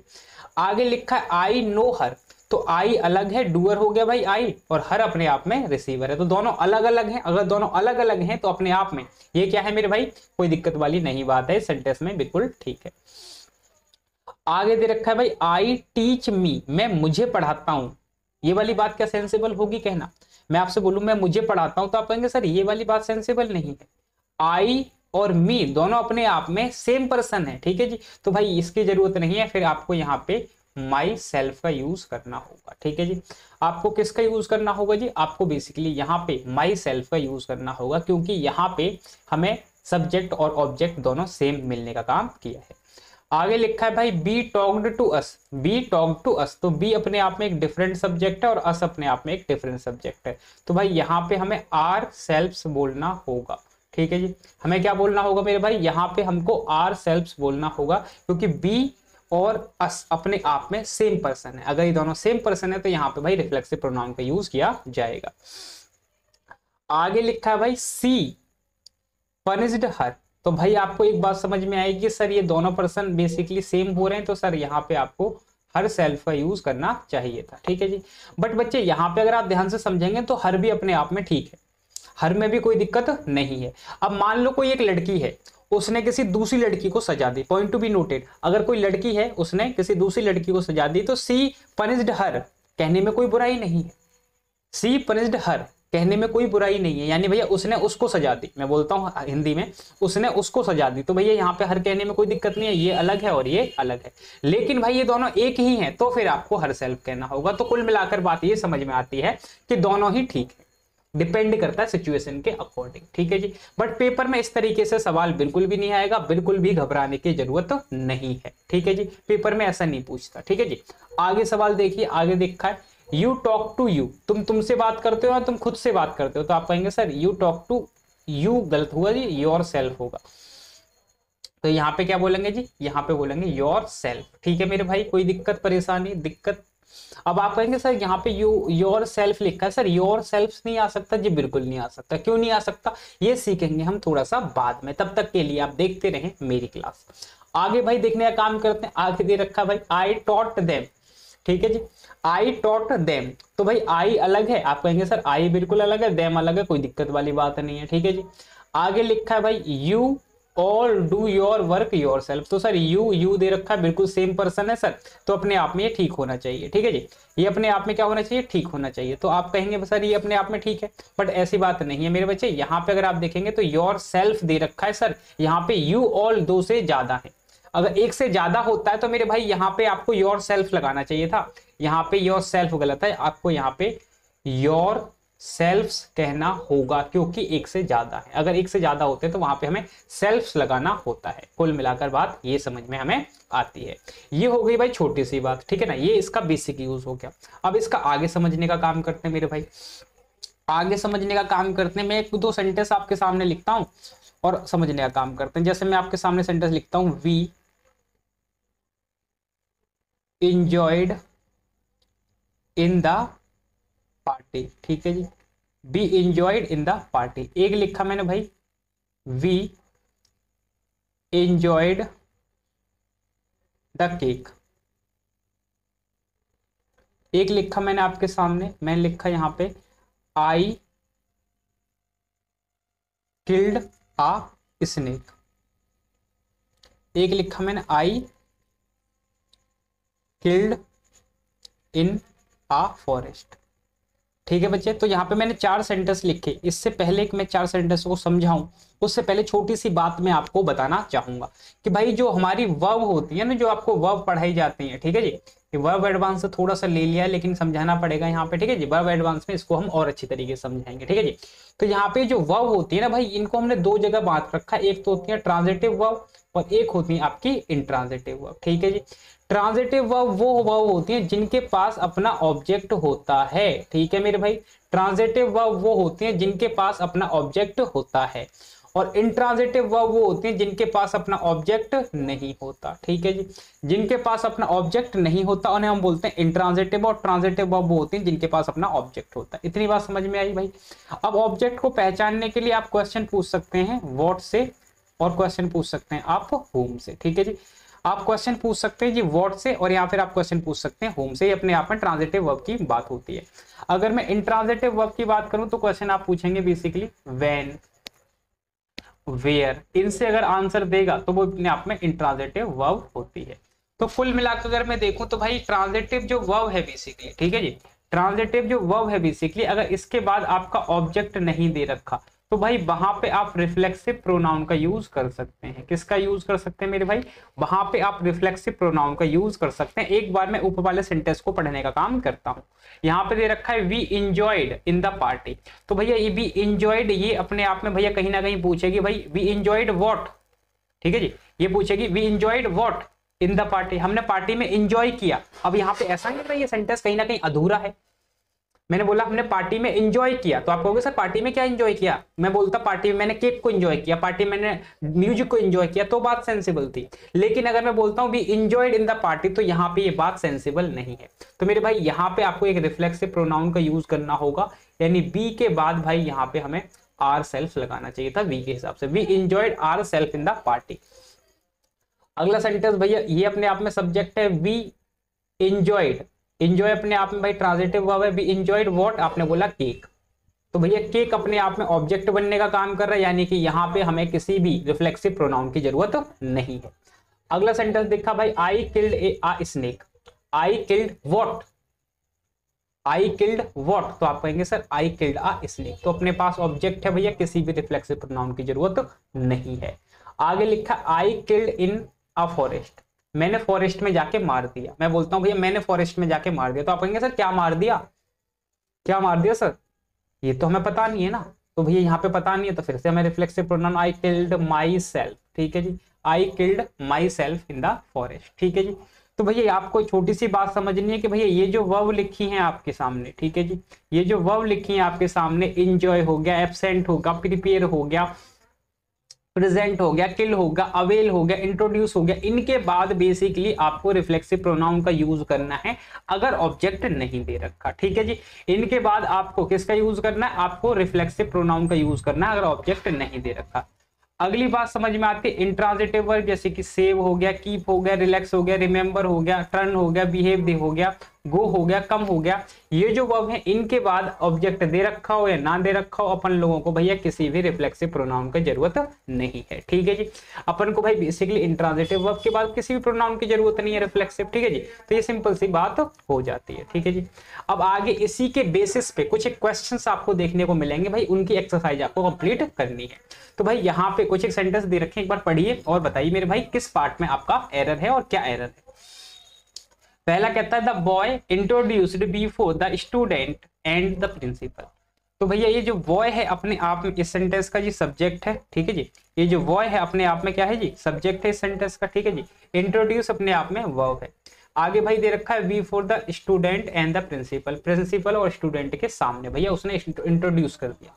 अब आप कहेंगे sir introduced what, introduced what, ये व्हाट का आंसर आपको नहीं दे रहा। मैं बोलता हूं teacher introduced a new topic, teacher introduce the teacher, teacher introduce something, teacher introduce that this, इस तरीके से तो भाई बात सेंसिबल है। लेकिन अगर मैं बोलूं teacher introduced before the student, तो भैया इंट्रोड्यूस किया क्या उसने, इंट्रोड्यूस किया क्या, तो यहाँ पे इसका मीनिंग नहीं बन रहा भैया, तो भैया यहाँ पे हमें रिफ्लेक्सिव प्रोनाउन लगाना होगा।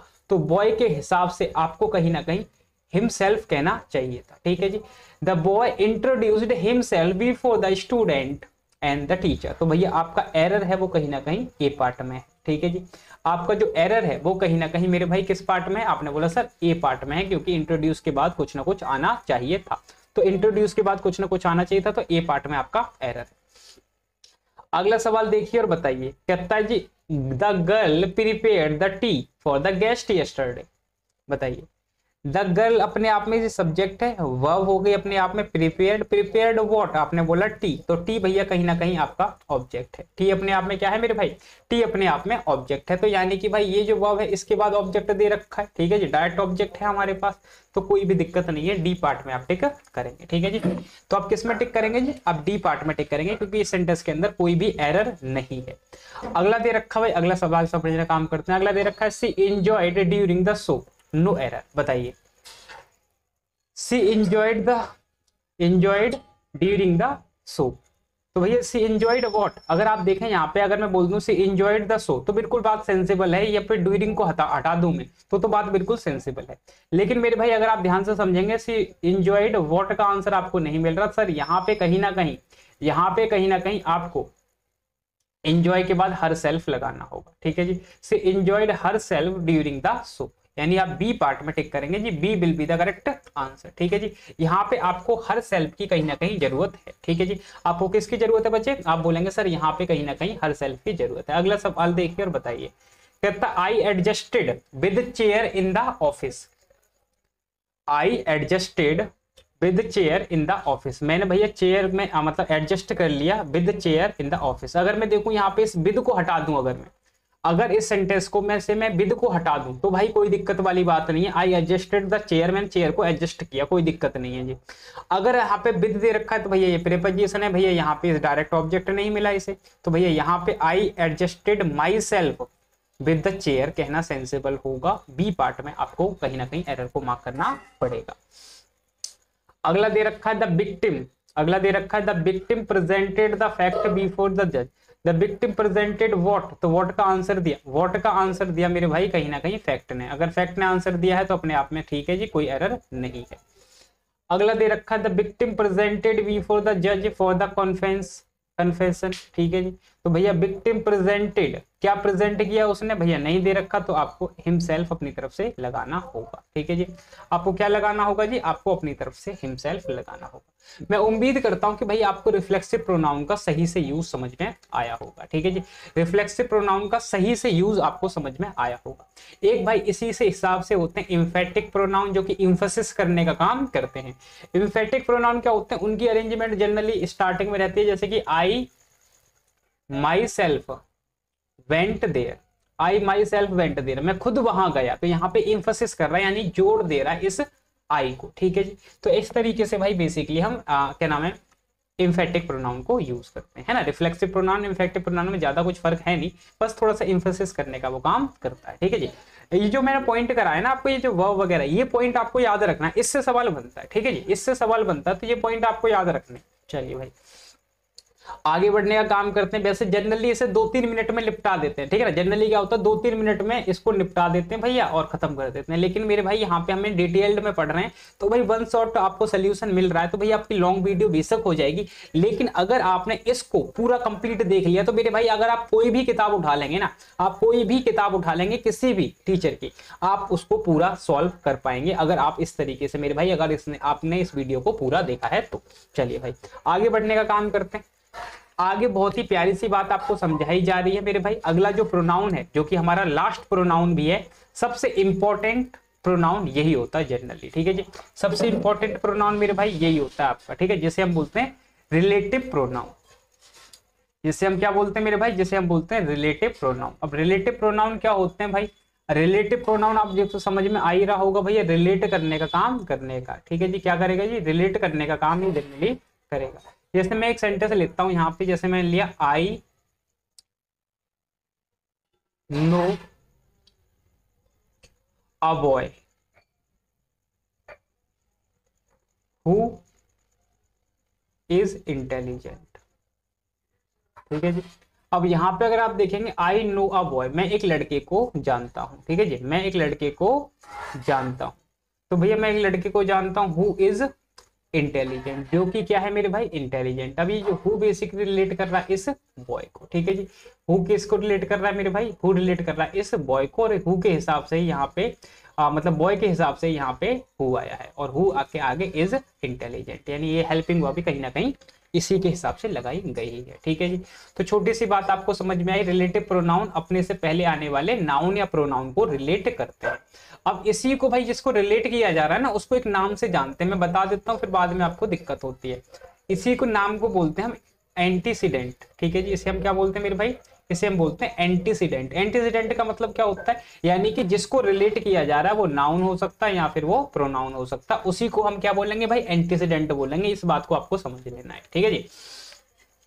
एंटीसीडेंट क्या होता है जी, एंटीसीडेंट वो होता है जिस वर्ड को रिलेट किया जा रहा है उसे हम एंटीसीडेंट के नाम से जानते हैं। यहाँ पे समझने का काम करते हैं मेरे भाई, यहाँ पे आपको दे रखा है, ठीक है जी। यहाँ पे आपको दो प्रोनाउन सबसे पहले समझने का काम करते हैं। एक दिया मैंने आपको हु और एक दिया मैंने आपको हु, ठीक है जी। दो प्रोनाउन मैंने आपके सामने रखे, एक दिया मैंने हु और एक दिया मैंने हु। हु जो है हमेशा भाई सब्जेक्टिव केस बनने का काम करेगा और हुम अपने आप में ऑब्जेक्टिव केस बनने का काम करेगा, ठीक है जी। हु अपने आप में सब्जेक्टिव केस और हुम अपने आप में ऑब्जेक्टिव केस। कुल मिलाकर बात समझ में कुछ इस तरीके से आएगी कि भैया दो सेंटेंस मिलेंगे आपको, ठीक है जी। दो सेंटेंस मिलेंगे, यहाँ पे आपका सब्जेक्ट होगा, आपकी हेल्पिंग वर्ब होगी, और यहाँ पे आपका ऑब्जेक्ट यानी एंटीसीडेंट होगा। आगे आपको देखने में भाई हेल्पिंग वर्ब या फिर आपको मेन वर्ब मिलेगी, आगे का सेंटेंस होगा। तो भैया हेल्पिंग वर्ब से पहले आने वाला सब्जेक्टिव केस, इसी वजह से आप यहाँ पे हु का यूज करोगे। ठीक है जी। आगे दे रखा होगा सब्जेक्ट, हेल्पिंग वर्ब और आपका ऑब्जेक्ट या फिर मेन वर्ब। आगे आपने देखा तो सब्जेक्ट होगा, आपकी हेल्पिंग वर्ब होगी या फिर भाई तो मेन वर्ब होगी। तो मेरे भाई यहाँ पे दोनों सेंटेंस अपने आप में कंप्लीट है। तो भैया यहाँ पे आप किसका यूज करेंगे, whom का यूज करेंगे।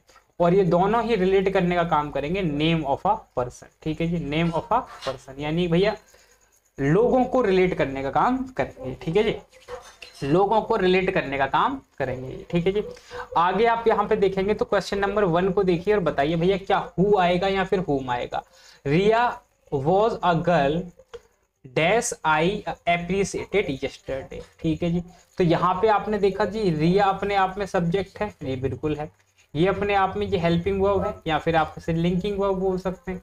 आ गर्ल अपने आप में इसका ऑब्जेक्ट हो गया। ठीक है जी, या फिर आप कॉम्प्लीमेंट बोल सकते हैं। ठीक है जी। अब यहाँ पे ये सेंटेंस अपने आप में कंप्लीट है। आगे देखा भैया सब्जेक्ट वर्ब और ऑब्जेक्ट, तो ये सेंटेंस भी अपने आप में कॉम्प्लीमेंट है। ठीक है जी, मतलब कंप्लीट है। तो भाई यहाँ पे आने वाला कहीं ना कहीं ऑब्जेक्टिव केस होना चाहिए। ठीक है जी, यहाँ पे आने वाला कहीं ना कहीं कौन सा केस जी, ऑब्जेक्टिव केस। तो आप यहाँ पे हुम का यूज करना चाहेंगे। ठीक है जी। आप किसका यूज करेंगे मेरे भाई, आप बोलेंगे सर यहाँ पे हमें बेसिकली हुम का यूज करना होगा। रिया वॉज अ गर्ल हुम आई एप्रिसिएटेड यस्टरडे, जिसकी मैंने कल तारीफ की। ठीक है। अगला सेंटेंस देखिए, boy found a girl dash was present in the class. तो आपको पता है सर वॉज दे रखा है, अगर वॉज दे रखा है तो सर यहाँ पे सब्जेक्टिव केस यानी हु लगाने का काम करेंगे। ठीक है जी, क्या लगाने का काम करेंगे मेरे भाई, यहाँ पे हु लगाने का काम करेंगे। आगे देखने का काम करते हैं जी, कहता my friend welcomed the guest dash was were doing the work. तो भैया यहाँ पे आपने देखा तो भैया एंटीसीडेंट ये है और यहाँ पे इसके सब्जेक्ट नहीं दे रखा, तो आपको सब्जेक्ट के लिए आपने हु चुना जो कि रिलेट कर रहा है इस गेस्ट। और गेस्ट अपने आप में प्लूरल है तो सर यहाँ पे आपको वर लगाना होगा। क्या लगाना होगा मेरे भाई, आपको फिर यहाँ पे कहीं ना कहीं वर का यूज करना होगा। तो भाई आप क्या बोलेंगे, आप बोलेंगे sir were doing the work. अगला देखिए और बताइए, my teacher taught a girl dash can do the work. My teacher taught a girl dash can do the work. तो भाई यहाँ पे ये जो गर्ल है इसको रिलेट किया जा रहा है, कैन अपने आप में हेल्पिंग वर्ब है तो सर यहाँ पे आपने हु लगाने का काम किया। आगे लिखा है she has called a teacher dash I know was a good person. तो भैया यहाँ पे आई नो अपने आप में कंप्लीट सेंटेंस है, वॉज के हिसाब से सर यहाँ पे आपको कहीं ना कहीं हु का यूज करना होगा। ठीक है जी, किसका यूज करना होगा मेरे भाई, हु का यूज करना होगा। तो ये छोटा सा भाई इनका फंक्शन होता है हु और हु का। आगे की कहानी को अगर मैं समझाना चाहूं, आगे की अगर मैं कहानी समझाना चाहूं तो भाई आपको एक बात समझ में आती है कि भाई किसी भी नाउन का या फिर किसी भी वर्ड का अगर एक से ज्यादा बार यूज हो रहा है तो वो अपने आप में भाई स्पेसिफिक हो जाता है। तो उससे पहले आपको दा लगाना होगा। यानी भाई यहाँ पे इस लड़की की बात की गई थी, इसी के लिए हुम लगाया गया, यानी कि भाई ये स्पेसिफिक हुई तो भाई यहाँ पे आपको दा लगाना होगा। यहाँ पे भी आपको क्या लगाना होगा जी, दा लगाना होगा। जहां पे भी आ है वहां पे आपको कहीं ना कहीं दा लगाना होगा, क्योंकि ये कहीं ना कहीं स्पेसिफिक बनने का काम कर रही है। ठीक है जी, ये कहीं ना कहीं स्पेसिफिक बनने का काम करेंगे तो आपको बेसिकली वहां पे आपको दा का यूज करना होगा इंस्टेड ऑफ आ। ठीक है जी, तो ये अपने आप में स्पेसिफिक बनने का काम करेंगे। आगे बढ़ने का काम करते हैं मेरे भाई, आगे समझने का काम करते हैं। कुछ एक सेंटेंस और आपके सामने रखे मेरे भाई, अब इन सेंटेंसेस को आपको फिल करना है। ठीक है जी, कुछ एक सेंटेंसेस आपके सामने लिखे, इन सेंटेंसेस को आपको फिल करना है। कहता है Ram know him dash can answer the question. ठीक है जी, Ram knows him dash can answer the question. तो भैया इस हिम को रिलेट किया जा रहा है तो सर यहाँ पे आप बेसिकली चुनेंगे हु। ठीक है जी, आपने क्या चुना मेरे भाई, यहाँ पे आपने चुना हु। आगे दे रखा है भाई, he appreciated a girl dash I know well. तो भाई इस गर्ल को रिलेट किया जा रहा है तो सर आप यहाँ पे हुम लिखने का काम करेंगे और इसे हटा के आप दा लिखने का काम करेंगे। ठीक है जी, इतनी बात समझ में आती है। आगे लिखा है call him dash you think can do this. तो यहाँ पे कॉल हिम लिखा है भाई, कोई दिक्कत नहीं है। यू थिंक अपने आप में एक सेंटेंस हो जाता है कैन डू इट। जब भी आपको सेंटेंस में मिले ना I think, you think, I trust, you trust, तो ये अपने आप में कंप्लीट सेंटेंस बन जाते हैं। उनके बाद अगर कोई हेल्पिंग वर्ब दे रखी है तो भाई उसके हिसाब से ही फिर यहाँ पे सब्जेक्टिव केस आना चाहिए। तो सर यहाँ पे आप हु का यूज करेंगे। ठीक है मेरे भाई, आप किसका यूज करेंगे सर, आप बेसिकली यहाँ पे हु का यूज करेंगे, बिकॉज यहाँ पे कहीं ना कहीं आने वाला सब्जेक्टिव केस है। अगर आप इस सेंटेंस को पढ़ने का काम करेंगे तो दे रखा है Ram killed dash came in his वे। तो बच्चे यहाँ पे आप देखेंगे तो यहाँ पे एंटीसीडेंट कायदे से नहीं दे रखा, ठीक है जी। इस सेंटेंस के अंदर क्या नहीं दे रखा भाई, एंटीसीडेंट नहीं रखा, लेकिन ये हेल्पिंग वर्ब है तो आने वाला भाई क्या है, यहाँ पे आने वाला बेसिकली हु होगा, ठीक है जी। तो एक बात आपको समझनी है, जब भी आपको हु मिले और यहाँ फिर आपको हुम प्लस करना है, लेकिन उनसे पहले कोई भी एंटीसीडेंट नहीं दे रखा, तो मेरे भाई उसको रिलेट करने के लिए आपको इनके साथ एवर लगाना होगा, ठीक है जी। इनके साथ आपको क्या लगाना होगा जी, एवर लगाना होगा, क्योंकि भाई यहाँ पे ये जो बात है कहीं ना कहीं इंडेफिनेट हो जाती है, ठीक है जी। ये जो बात है कहीं ना कहीं क्या हो जाती है मेरे भाई, ये बात कहीं ना कहीं इंडेफिनेट हो जाती है, इसलिए आपको इनके साथ एवर लगाना होगा। मैं एक बार समझाने का काम कर सकता हूँ। मैंने बोला यहाँ पे भैया उसे बुलाओ जिसका पेन ये है, ठीक है जी, उसे बुलाओ जिसका पेन ये है, ठीक है जी। तो भैया वो किसे बुलाएगा, जिसका पेन है बेसिकली, ठीक है जी। मैंने बोला राम को बुलाओ जो यहाँ पे आ रहा है, ठीक है जी, उस लड़के को बुलाओ जो यहाँ पे आ रहा है, तो भैया हमें पता है लड़के को बुलाया जा रहा है, तो इतनी बात तो डेफिनेट है। मैंने बोला उस लड़की को बुलाओ जो इस किताब को रखे गई है, लेकिन मुझे इतना पता है कि भाई वो लड़की है। लेकिन अगर कहानी बदल जाए कि भैया मैं सीधा गया और मुझे वहां पे किताब रखी हुई मिली, तो मैं क्या बोलूंगा वहां पे, उस लड़की को बुलाओ या उस लड़के को बुलाओ या उस टीचर को बुलाओ या फिर उस डॉक्टर को बुलाओ या फिर उस इंजीनियर को बुलाओ। तो आप कहेंगे सर बेसिकली मुझे तो पता नहीं है, तो मैं बोलूंगा उसे बुलाओ जिसकी किताब है। तो उससे के अंदर भाई कौन कौन आ सकता है, कोई डॉक्टर आ सकता है, टीचर आ सकता है, कोई स्टूडेंट आ सकता है, कोई लड़का आ सकता है, कोई लड़की आ सकती है, कोई भी आ सकता है। बात आई समझ में, कोई भी आ सकता है। तो भैया ये बात इंडेफिनेट है। तो यानी कुल मिलाकर मुझे समझ में आया कि भैया एंटीसीडेंट नहीं दे रखा हो तो उनके साथ मुझे एवर को भाई प्लस कर देना भैया, ठीक है जी। क्या लगा देना जी, एवर लगा देना। तो सर यहाँ पे हु तो ठीक है, लेकिन इसके साथ आपको एवर लगाना होगा, ठीक है जी। Ram killed whoever came in his way, ठीक है जी। अगला सवाल देखिए, अगला सवाल फिर से वही कहता है, call dash seems to be happy. अब भाई यहाँ पे आपने देखा सीम्स अपने आप में वर्ब है, आने वाला भैया सब्जेक्टिव केस, तो भैया यहाँ पे आपने हु लिखा, एंटीसीडेंट नहीं था तो आपको एवर लगाना होगा। Whoever seems to be happy, जो कोई भी मतलब खुशी मतलब हैप्पी प्रतीत होता है, ठीक है जी। अगला देखिए, call dash you know well, call dash you know well. तो भैया यहाँ पे कॉल तो दे रखा और यहाँ पे आपने देखा तो सेंटेंस कंप्लीट है सर। यहाँ पे हुम लिख के इसके अंदर आपको एवर लगाना होगा, ठीक है जी। इसके अंदर क्या लगाना होगा, आपको एवर लगाना होगा। कॉल हुम एवर यू नो वेल। आगे लिखा they taught dash came in the class. तो भैया यहाँ पे आपने लिखा हु, क्योंकि यहाँ पे हेल्पिंग वर्ब थी तो यहाँ पे आने वाला whoever came in the class, ठीक है जी। they taught whomever came in the class, जो कोई भी क्लास में आया मतलब उन्होंने उसको पढ़ाया, फिर वो लड़का हो लड़की हो या फिर कोई भी हो जनरली, ठीक है जी। आगे बढ़ने का काम करते हैं भैया। हु और हुम में आपको भाई डिफरेंस समझ में आ गया होगा उम्मीद करता हूँ, और एवर का भी आपको सही से समझ में आ गया होगा कहीं ना कहीं कि भैया हुम एवर का यूज कहाँ किया जाता है और हु एवर का यूज कहाँ किया जाता है।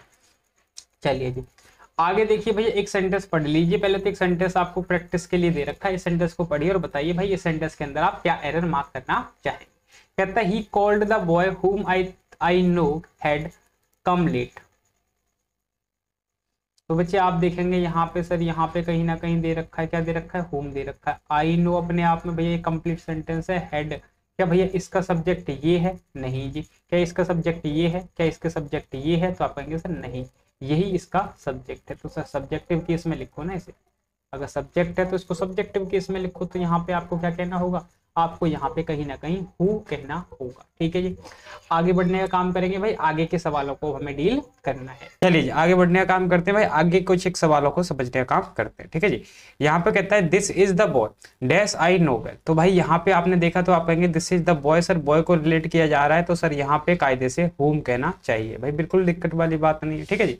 आगे ले रखा है भाई this is the house dash I bought yesterday.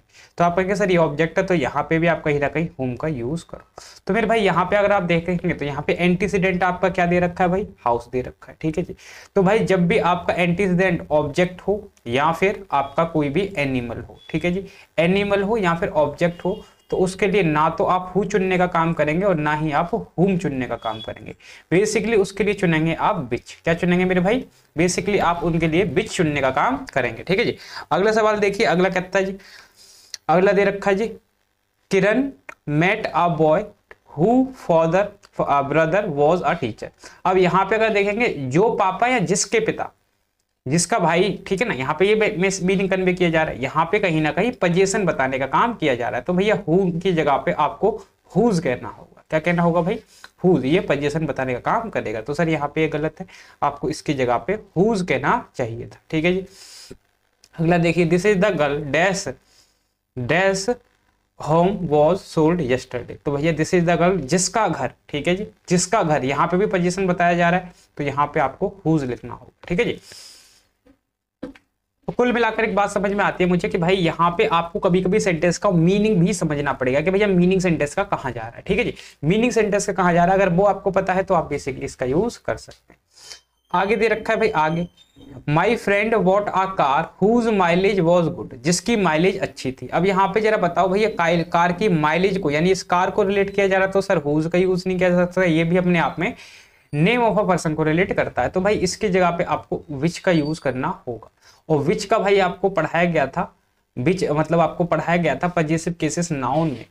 तो हम क्या करते थे भाई, जैसे मैं बोलता हूँ चेयर्स लेग, तो आप कहेंगे सर ये गलत है, आपको बोलना चाहिए लेग ऑफ चेयर। ठीक है जी, ऐसे बोलना चाहिए। तो इसी तरीके से विच ऑफ, तो भैया ये वाली बात गलत हुई, तो आपको कहना होगा माइलेज, यानी पहले आप रखेंगे नाउन माइलेज ऑफ विच। ठीक है जी। आप क्या बोलेंगे? आप बोलेंगे माइलेज ऑफ विच। तो भैया यहाँ पे गलत हुआ, इसकी जगह पे आपको माइलेज ऑफ विच कहना चाहिए था।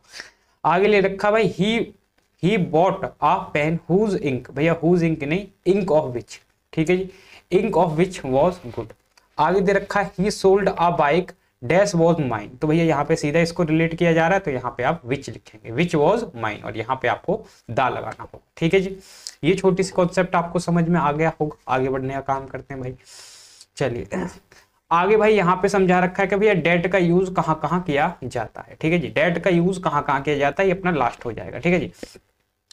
तो भाई use of that as relative pronoun, तो भैया जब भी हम सुपरलेटिव डिग्री की बात करते हैं, ठीक है जी, जब आपको एडजेक्टिव पढ़ाया जाएगा, तो उसके अंदर आपको कुछ एक डिग्री कराई जाएगी, comparative degree, positive degree, superlative degree.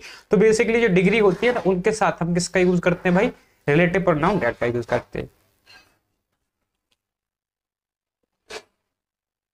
साथ ही साथ जब भी कुछ एक वर्ड्स आपको दिखाई देते हैं, जैसे कि फ्यू हो गया, आ लिटिल हो गया, द लिटिल हो गया, ओनली हो गया, एवरीबॉडी हो गया, एवरीवन हो गया, इन सब के साथ भी अगर हमको रिलेट करना होता है तो भी हम डेट का यूज करते हैं। अगली बात समझ में आती है कि भाई डिसिमिलर, डिसिमिलर का मतलब जैसे मान लो एक बॉय है और एक डॉग है, तो भैया इस बॉय को रिलेट करने के लिए आप हु लगाएंगे, डॉग को रिलेट करने के लिए आप विच लगाएंगे। तो भैया दोनों को रिलेट करना है तो उसकी जगह पे आप डेट लगाएंगे। क्या लगाएंगे मेरे भाई? उसकी जगह पे आप डेट लगाएंगे। जैसे my friend saw a boy and a cat dash boys were playing with each other. तो भाई यहाँ पे अगर आप देखेंगे तो बॉय को रिलेट करना है और कैट को भी, तो ना तो यहाँ पे हु आ सकता और ना ही यहाँ पे विच आ सकता, क्योंकि दोनों को रिलेट किया जा रहा है। तो सर आप यहाँ पे डेट लगाने का काम करेंगे, और प्लूरल है तो आप वर चुनेंगे, वॉज आपका कहीं ना कहीं गलत हो जाएगा। ठीक है जी। आगे लिखा, I met the same girl was were reading newspaper. तो भैया द सेम इसमें दे रखा था भाई, द सेम आएगा तब भी आपको दैट का ही यूज करना है, और उसके हिसाब से भाई वॉज कहना सही होगा, वर कायदे से गलत हुआ। आगे लिखा है भाई, ऐसे करके इंप्रूवमेंट दे देता है, this is the tallest man हुम आई मेट यस्टरडे। तो भैया आप कहेंगे this is the tallest man they रखा है सर, तो ये अपने आप में सुपरलेटिव डिग्री है। ठीक है जी, ये अपने आप में क्या है? Superlative degree. तो सर हुम की जगह पे आपको डेट का यूज करना होगा। आगे दे रखा है, my friend had seen a girl and her cat who was drown into river. तो भैया बिल्कुल गलत है, तो दैट ड्रॉन्ड इनटू रिवर कहना सेंसिबल होगा। ठीक है जी, डेट ड्रॉन्ड, क्योंकि यहाँ पे गर्ल की बात की जा रही है और एक कैट की बात की जा रही है, तो भैया यहाँ पे आपको डेट का यूज करना हो।